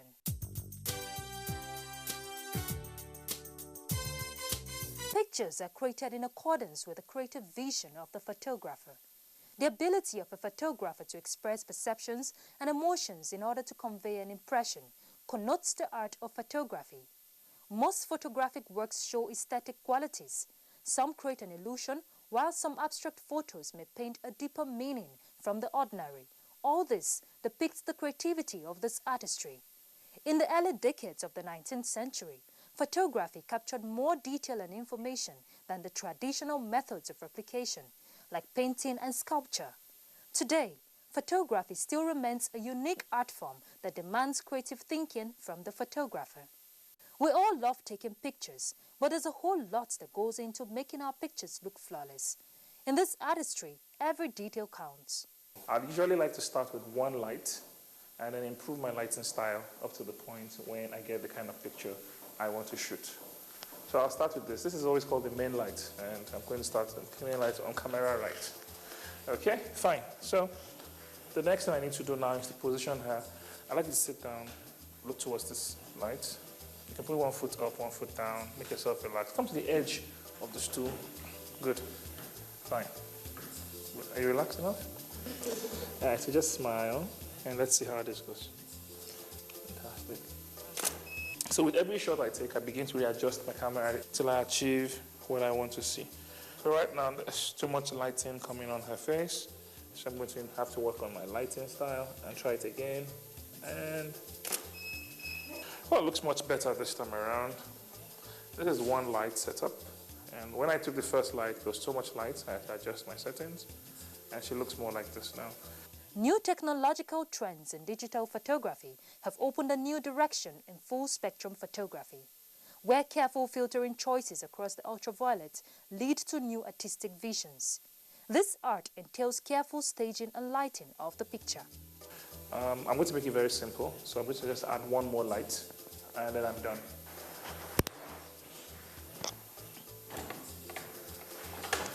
This light I'm adding is called a hair light or a rim light. It allows the picture to have a form, and so I can see her in a beautiful place. Beautiful. You see the picture has changed again. You notice there's a rim light now that has created a form. When you look at the first one, it was bare, and the second one has some form of rim between it. And then from here we go into post-production and print. This is the picture, and it comes in two formats. It comes as a JPEG, which is a camera processed option, and it comes as a RAW version, which is the original version with the camera shot the picture. So I'm going to edit this in RAW right now. So I start with this. Good, so the picture is out now, and I start to work on it. Luckily, she has a very fresh face, which is an advantage. So I may not do as much. I just have to work on the colors of her dress, her lips, make her hair look beautiful.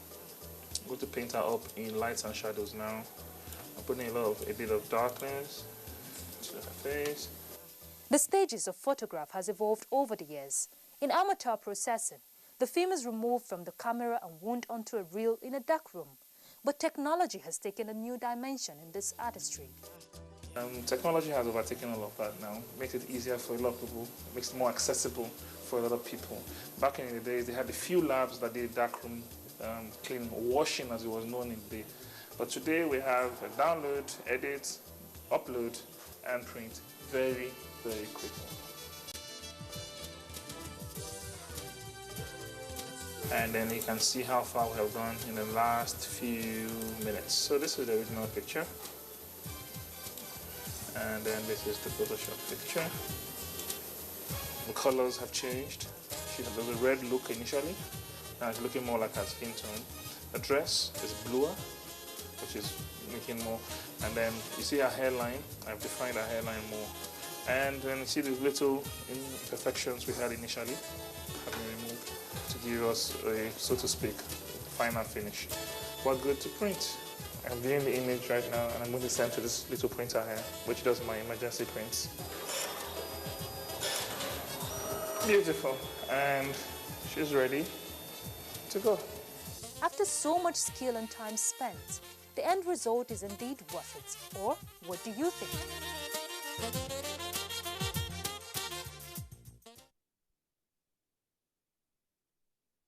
I never get this kind of thing, or I hear it. Somebody called me that there is a form that people are filling. I should go and fill. Then I went there, she gave me one, I filled the form. We are 3 in number, they working together. We got form from federal government. After 2 weeks, I received a lot of 30,000 naira from federal government. I used the 30,000 naira to buy so many things like equipment. The money really helped me. The next week, I went to market. I increased my business. I thank my president who got touched to give us this such amount. I say, may God bless him. I really thank the government, the federal government, more especially President Muhammad Buhari, because he's the one that signed the money. I am very, very grateful for them. Hello and welcome. It's time for another interesting package of Everything Music. Angelina, you dey cool in my temperature. If you call, I go come deliver. This is Talking Movies. In times of old, the world was full of wonder. No.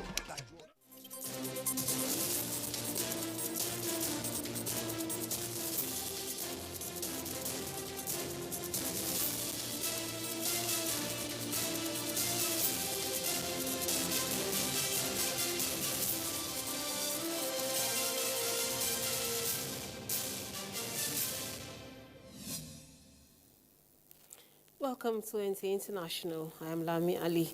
Here is a summary of the news.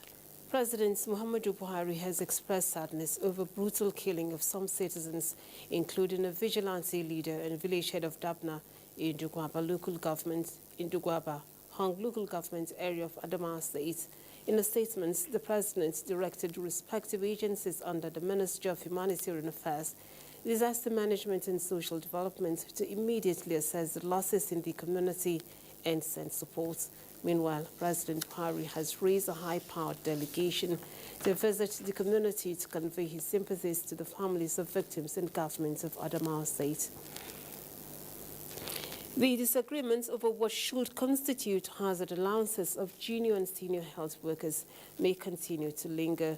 Minister of Labour and Employment, Dr. Chris Ngigi, who expressed disappointment over the inability of union leaders to harmonize their submissions at a meeting between the Presidential Committee on Salaries and the Health Workers Union, said the situation is making it difficult to proceed. The National Primary Healthcare Development Agency says Nigeria's polio-free status is not in any way under threat. In a statement, the Executive Secretary, Dr. Faisal Shuaib, said what is being misconstrued for an outbreak of white polio virus is the detection of 22 cases of acute flaccid paralysis spread across 7 states, adding that Nigeria has already acquired new tools and resources to ensure these viruses are contained. In the Nigeria Center for Disease Control, NCDC has detected and confirmed a case with the SARS-CoV-2 Delta variant. The variant was detected on a traveler to Nigeria following the routine travel test required of all international travelers in genomic sequencing at the NCDC National Reference Laboratory, Abuja. The variant has been detected in over 90 countries and is expected to spread to more countries.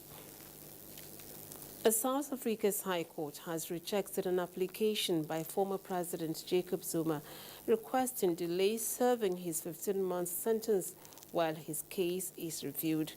The court dismissed Zuma's appeal to be freed pending the determination of his case. The court is also yet to provide ruling if it has jurisdiction to intervene in a case that's been dealt with by a higher court.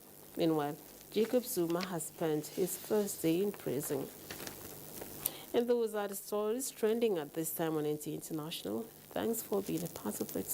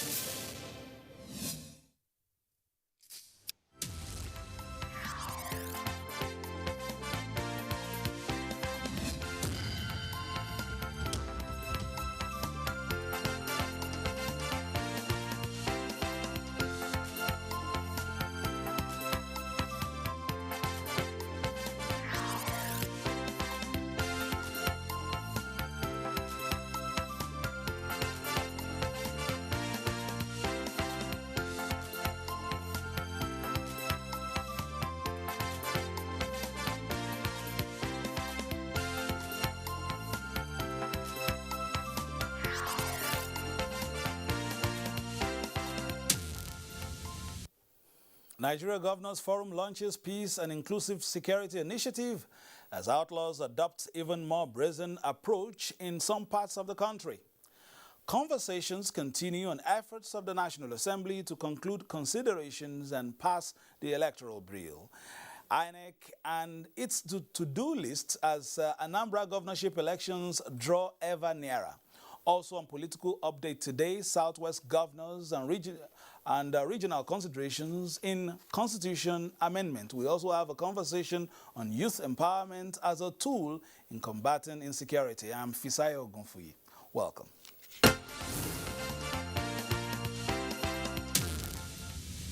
In a bid to deploy creative solutions to the nation's security challenges, the Nigeria Governors Forum has launched a Peace and Inclusive Security Initiative. Desperate situation, they say, require desperate action. This essentially is the focal point of this gathering by state and non-state actors to fine-tune processes of overcoming the present security challenges confronting the country. This Peace and Security Initiative of the Nigerian Governors Forum will help establish strategic dialogues and a mechanism to stimulate collaborative responses among stakeholders on conflict and security at the federal, at the state, and at the local and civil society levels. Terrorism, banditry, kidnapping, and secessionist moves, coupled with the negative use of the social media, were factored as threats to Nigeria's stability as a nation. The UK Foreign, Commonwealth and Development Office recognised the important role the NGF plays in setting the peace and security agenda, in building state-level and community-level structures and institutions to reduce violence. Representatives of the former head of state, General Abdulsalami Abubakar, and other prominent Nigerians say deployment of technology is critical in containing contemporary security threats. The Governors Forum has taken a completely different shape, and we really appreciate the effort to become a bit diagnostic about the causative factors of this crisis. The project is designed to develop mechanisms that will stimulate effective collaboration with communities to strengthen strategic measures of surmounting the emerging threats with attention to social network programs. This week, the Southwest Governors Forum and federal lawmakers from the region agreed to constitute a high-powered committee to harmonize the position of the zone on the Constitution amendment process in the two houses of the National Assembly. The meeting, which had in attendance 6 governors from the zone and a sizable number of federal legislators, deliberated on burning issues in connection with constitutional review. We are resolved that we will present a common position as regards amendments to Constitution. And in order to achieve this meeting has set up a committee. The committee made up of distinguished senators led by the caucus chairman and attorneys of the Southwest state.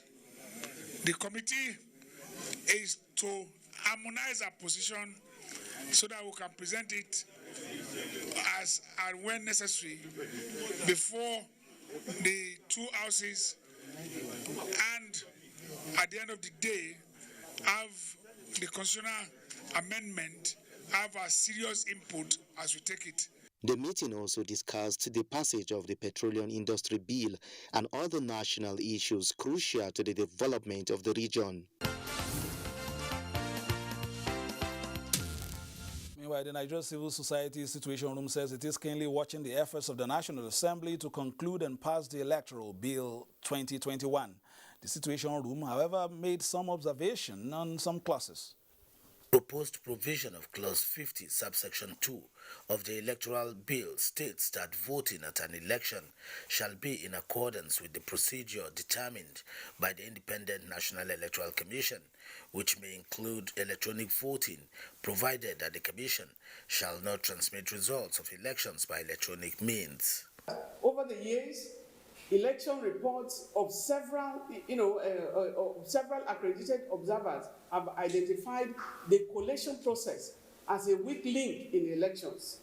The Independent National Electoral Commission, INEC, civil society and other election stakeholders situation room explains have advocated for improvements to the electoral process, particularly the use of technology in elections to improve efficiency and transparency. Another issue of concern situation room says is the significant increase made to the limits for election expenses in Clause 88 of the draft bill. The North Central Progressive Group has also asked Nigerians not to despair but expect that the National Assembly will deliver a credible amended electoral bill that would address the yearnings of all. And we have remarkable hands, people who have impacted this country at different perspectives, at different levels. The group is urging the citizenry to unite for their common good ahead of the next round of elections. Now, the joint PDP caucus of the National Assembly has condemned alleged moves to exclude electronic transmission of election results from the ongoing Electoral Act Amendment Bill. The caucus also lent its voice to the clamor for state police. Electronic transmission of results is the only way to eliminate malpractice and manipulations associated with manual collation of results, including alterations, switching of votes, and disappearance of electoral materials while in transit to various collation centers. The joint PDP caucus is already taking very strong and uncompromising steps to ensure that this provision guaranteeing electronic transmission of results is not tampered with in any form whatsoever. On security, the joint PDP caucus affirms our unwavering support for the establishment of state police, as well as other measures adopted by the governors to ensure the security of lives and property in the respective states. What we are talking about is what is bothering Nigerians. None of us, if you are going, you must look for police. Should that be what should be happening? That was not the foundation our founding fathers laid. Now to our first conversation. Joining us now is INEC National Commissioner for Information and Voter Education, Mr. Festus Okoye. You heard that from Senator Abaribe there, talking about electronic transmission. Is there any plan to tweak anything there? Well, the Independent National Electoral Commission does not have lawmaking powers. The Joint Committee of the National Assembly invited the Commission to present memo during the public hearing, and we did that. During the Joint Technical Committee sessions, the Commission also participated, made its own presentations, and also advised on the best way to go in relation to our electoral process. So we have done our own duty. It is not left for the National Assembly that has the lawmaking powers to do the needful in terms of the way forward in the electoral process. Let me quickly thank you for joining us. I didn't do that at the beginning of our conversation because we've been trying to track you all week. You've been training ICT heads. But tell us a little bit about the CVR so far in terms of registration, continuous registration voters exercise. How has it been in terms of the deluge of people on your portal and how you have been able to contain them electronically? Well, you know that this is the first time that the Commission is introducing online pre-registration of eligible voters. And as pointed out by the Commission, this registration is not a fresh registration.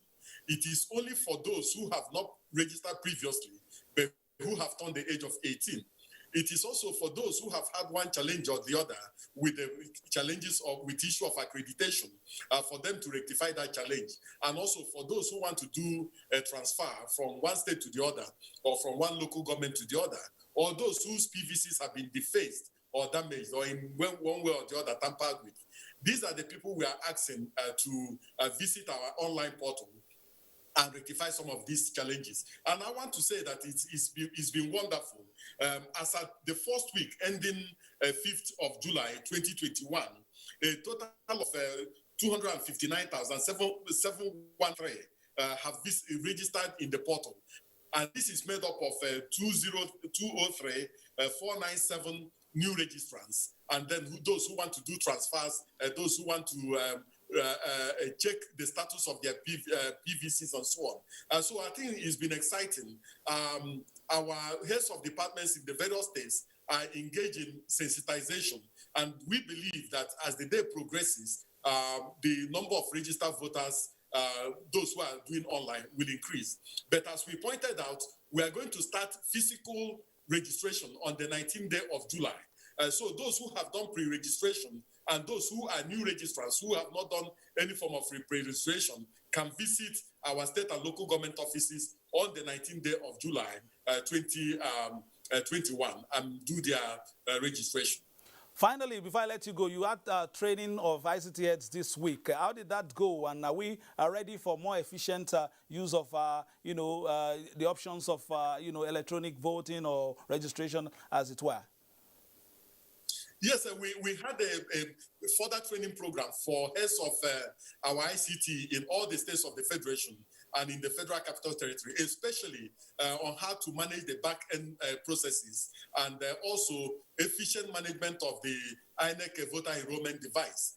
So we have deliberated, they have looked at the technology much more closely and also looked at the whole issue about professional handling of people who come for registration and the need to be well-mannered and treat registrants in a very, very professional manner. So we believe that by the time we finish with the first quarter of registration, we will review the process. And if there are challenges, we have the capacity to rectify those challenges. So it's going on well, and we're excited about this online registration. Thank you so very much for joining us. We had to take you off your duties there for a brief time, just to also do this because it's a national assignment as well. Thank you, Mr. Festus Okoye.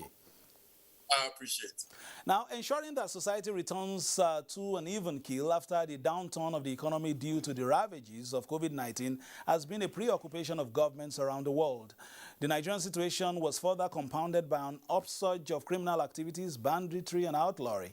Now, many posit that focus on job creation, productive engagement of the youth alongside the established countermeasures could help to significantly reduce insecurity. To discuss these and other political issues, we are being joined by distinguished Senator Uche Ekwenife.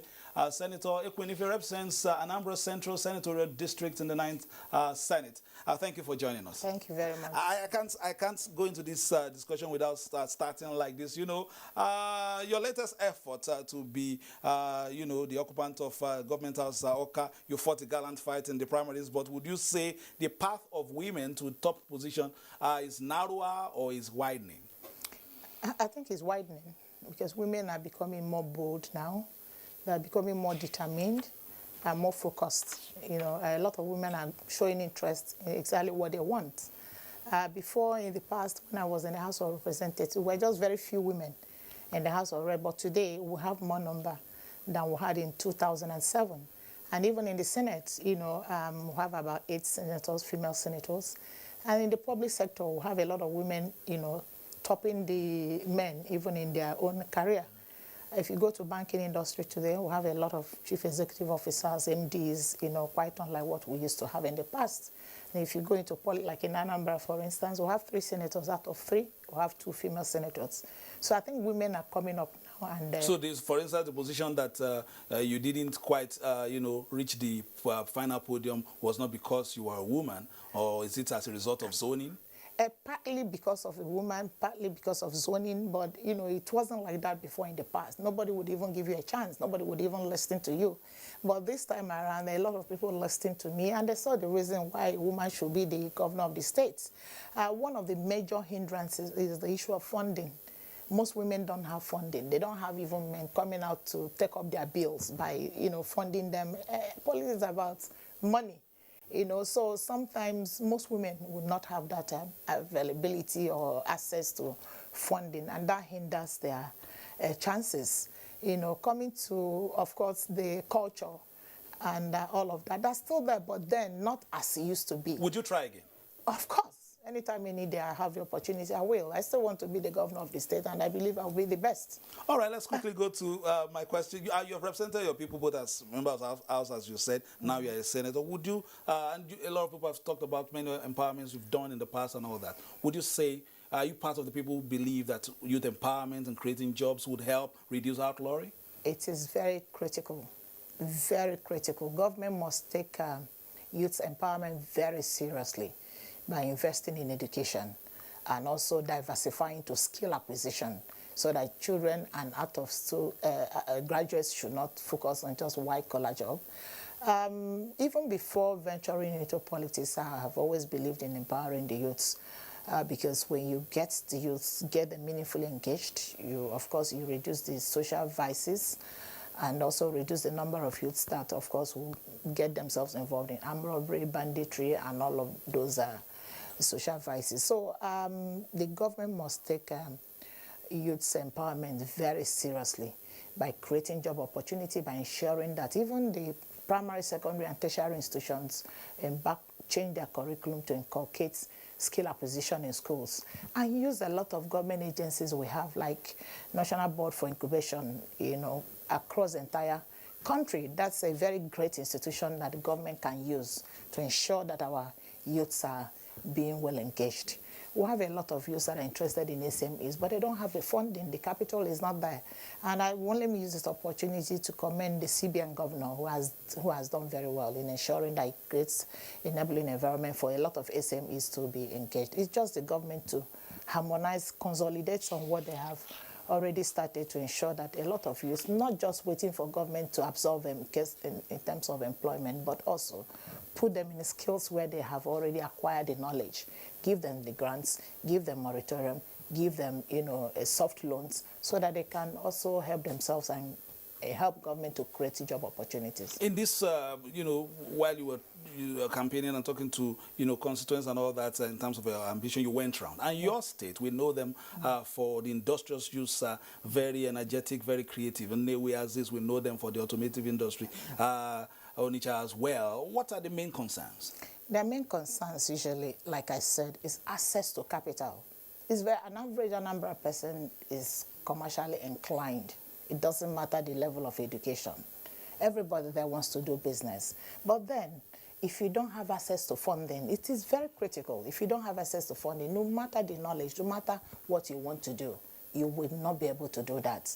So in giving the youths the opportunity, like in the reps and even as Senate, in giving them that opportunity, I've used the little effort as a lawmaker to create the enabling environment for them by giving them the skill first, giving them soft loans using my NGO and my platform to give them access to capital, and also use the opportunity of the soft loan, the grants from CBN, the 700-something thousand, some 2 million naira and all of that, extended to a majority of them.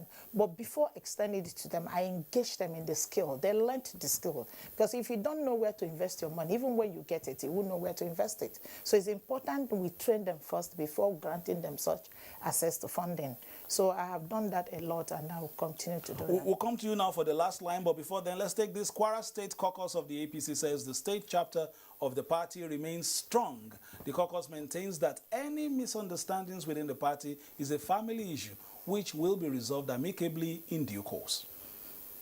The state must continue to grow, and we can only do this when there's absolute peace, when there's trust in our great party, All Progressive Congress. We are, by this meeting, appealing to various people. There might be need not to agree totally, but we must focus on the fact that our people expect deliverables. We as senators, our role and what we want to take to do is to bring everybody together. And we are doing this and continue to do this. I want to assure you that the focus should be the people, not the individual holding position. As individuals, we are there today, we'll be there for a while. We have to leave. But what remains is the people.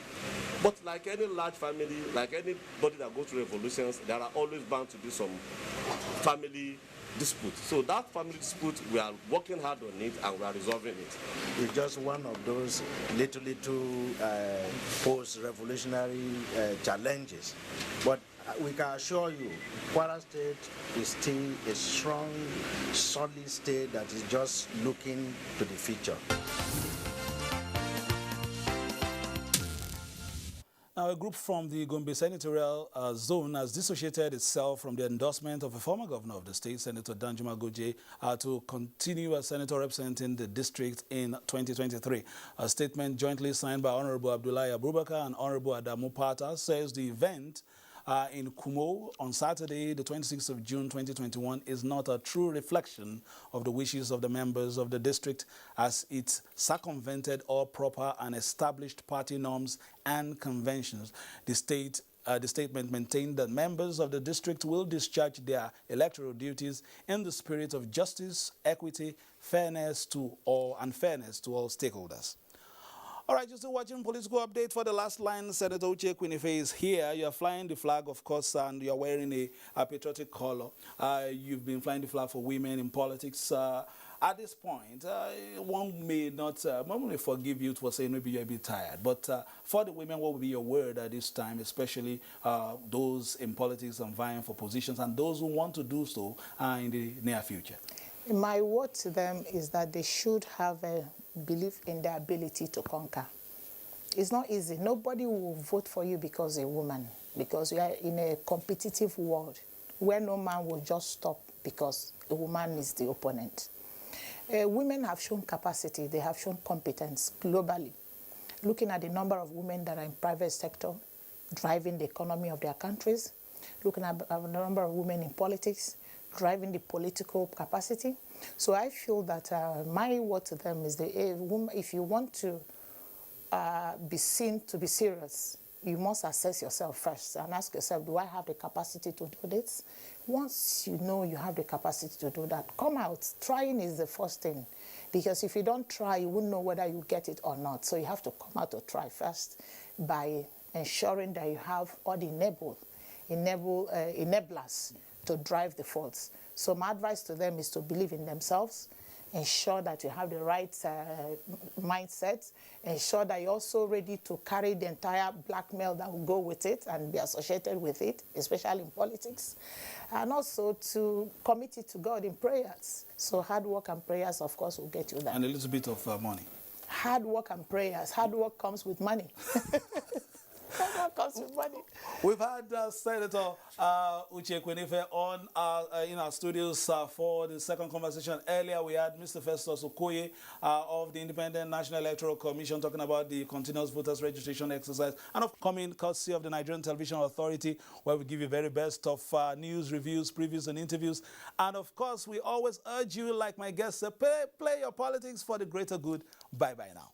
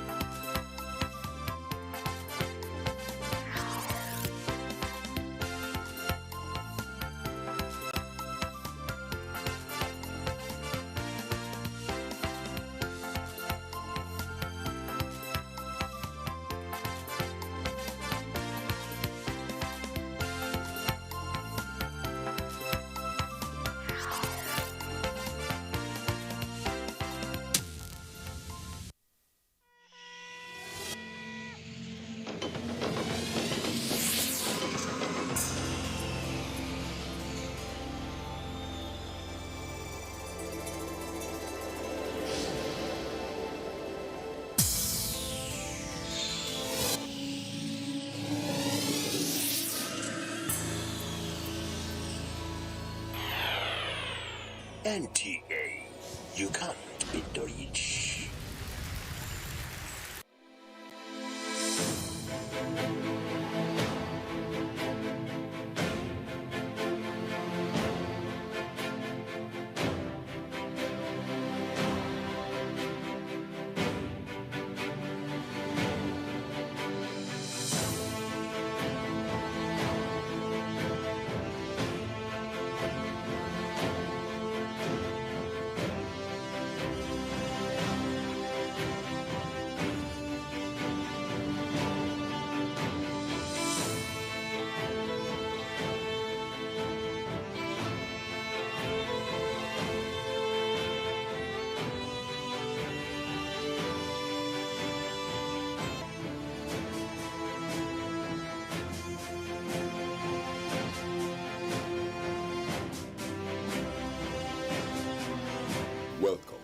to Abuja, the place that unites Nigeria.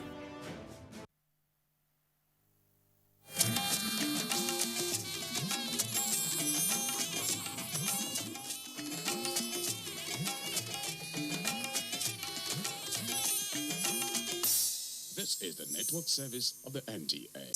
When music meets dance, love meets poetry, and stories meet drama. Your joy, laughter, smiles and giggles will be all that matter. Let's gather here. Showbuzz. Live life happy.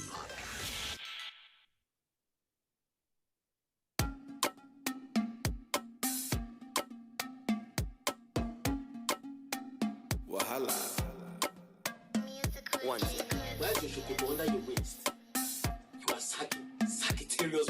Fresh guy, fly guy, bad guy, rocky Nikes, na correct guy, shacking them all, must be chum guy, they like beard gang, cake na malo guy, they like who be this guy. Goddamn, one compare, allow them, they want try me, all black, like them offline. This right here, can't get it shop right. Left to me, I'm doing alright, huh? Hard guy, may you wear, I'm a fun guy. Mess with me, you mess with the wrong guy. I'm a short guy, king, I'm a ruler. It's why when I pull up, they like, who be this guy? Now me, fresh guy, fly guy, bad guy, fly guy, bad guy, Benzo, yes, kaftan, beard gang, crate na malo guy, they like, who be this guy? Doing guy, guy, they like, who be this guy? Doing guy, guy, they like, who be this guy? Doing guy, they like, who be this guy? Doing guy, they like, who be this guy? You don't see somebody where they this stubborn. For where you go bet your money on top this bubble. I beg, no go leave your baby with this kind bubble, this fine bubble. $1 billion my bubble.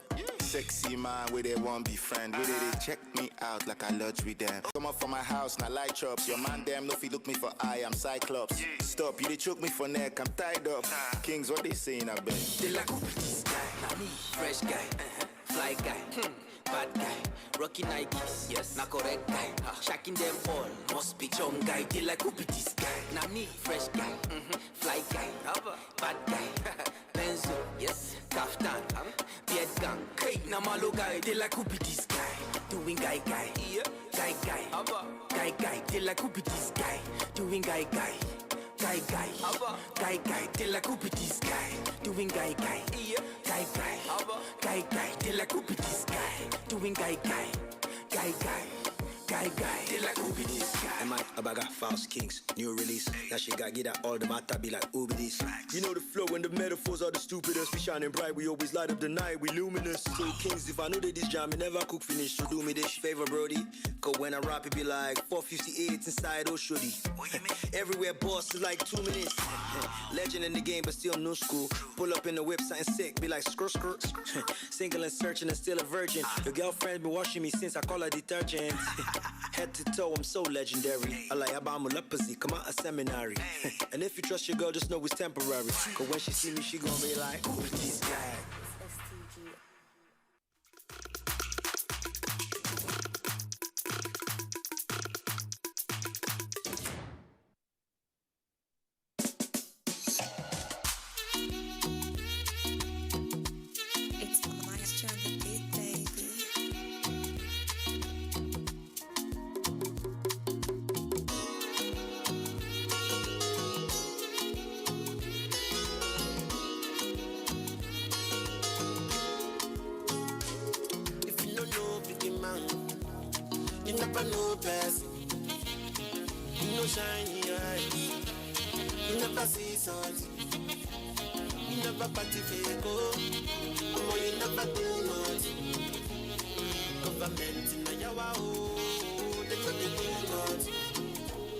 That's when them waka. Everybody searching for the answer. Matter. If you ask me, I go ask her. I'm waiting in back. Governor, the person of federal. The same reason why the rich is getting getting rich and that's the reason why I put my signature out. If we happen for Lagos, make it stay inside the Lagos. And I say happen for Lagos, make it stay inside the Lagos.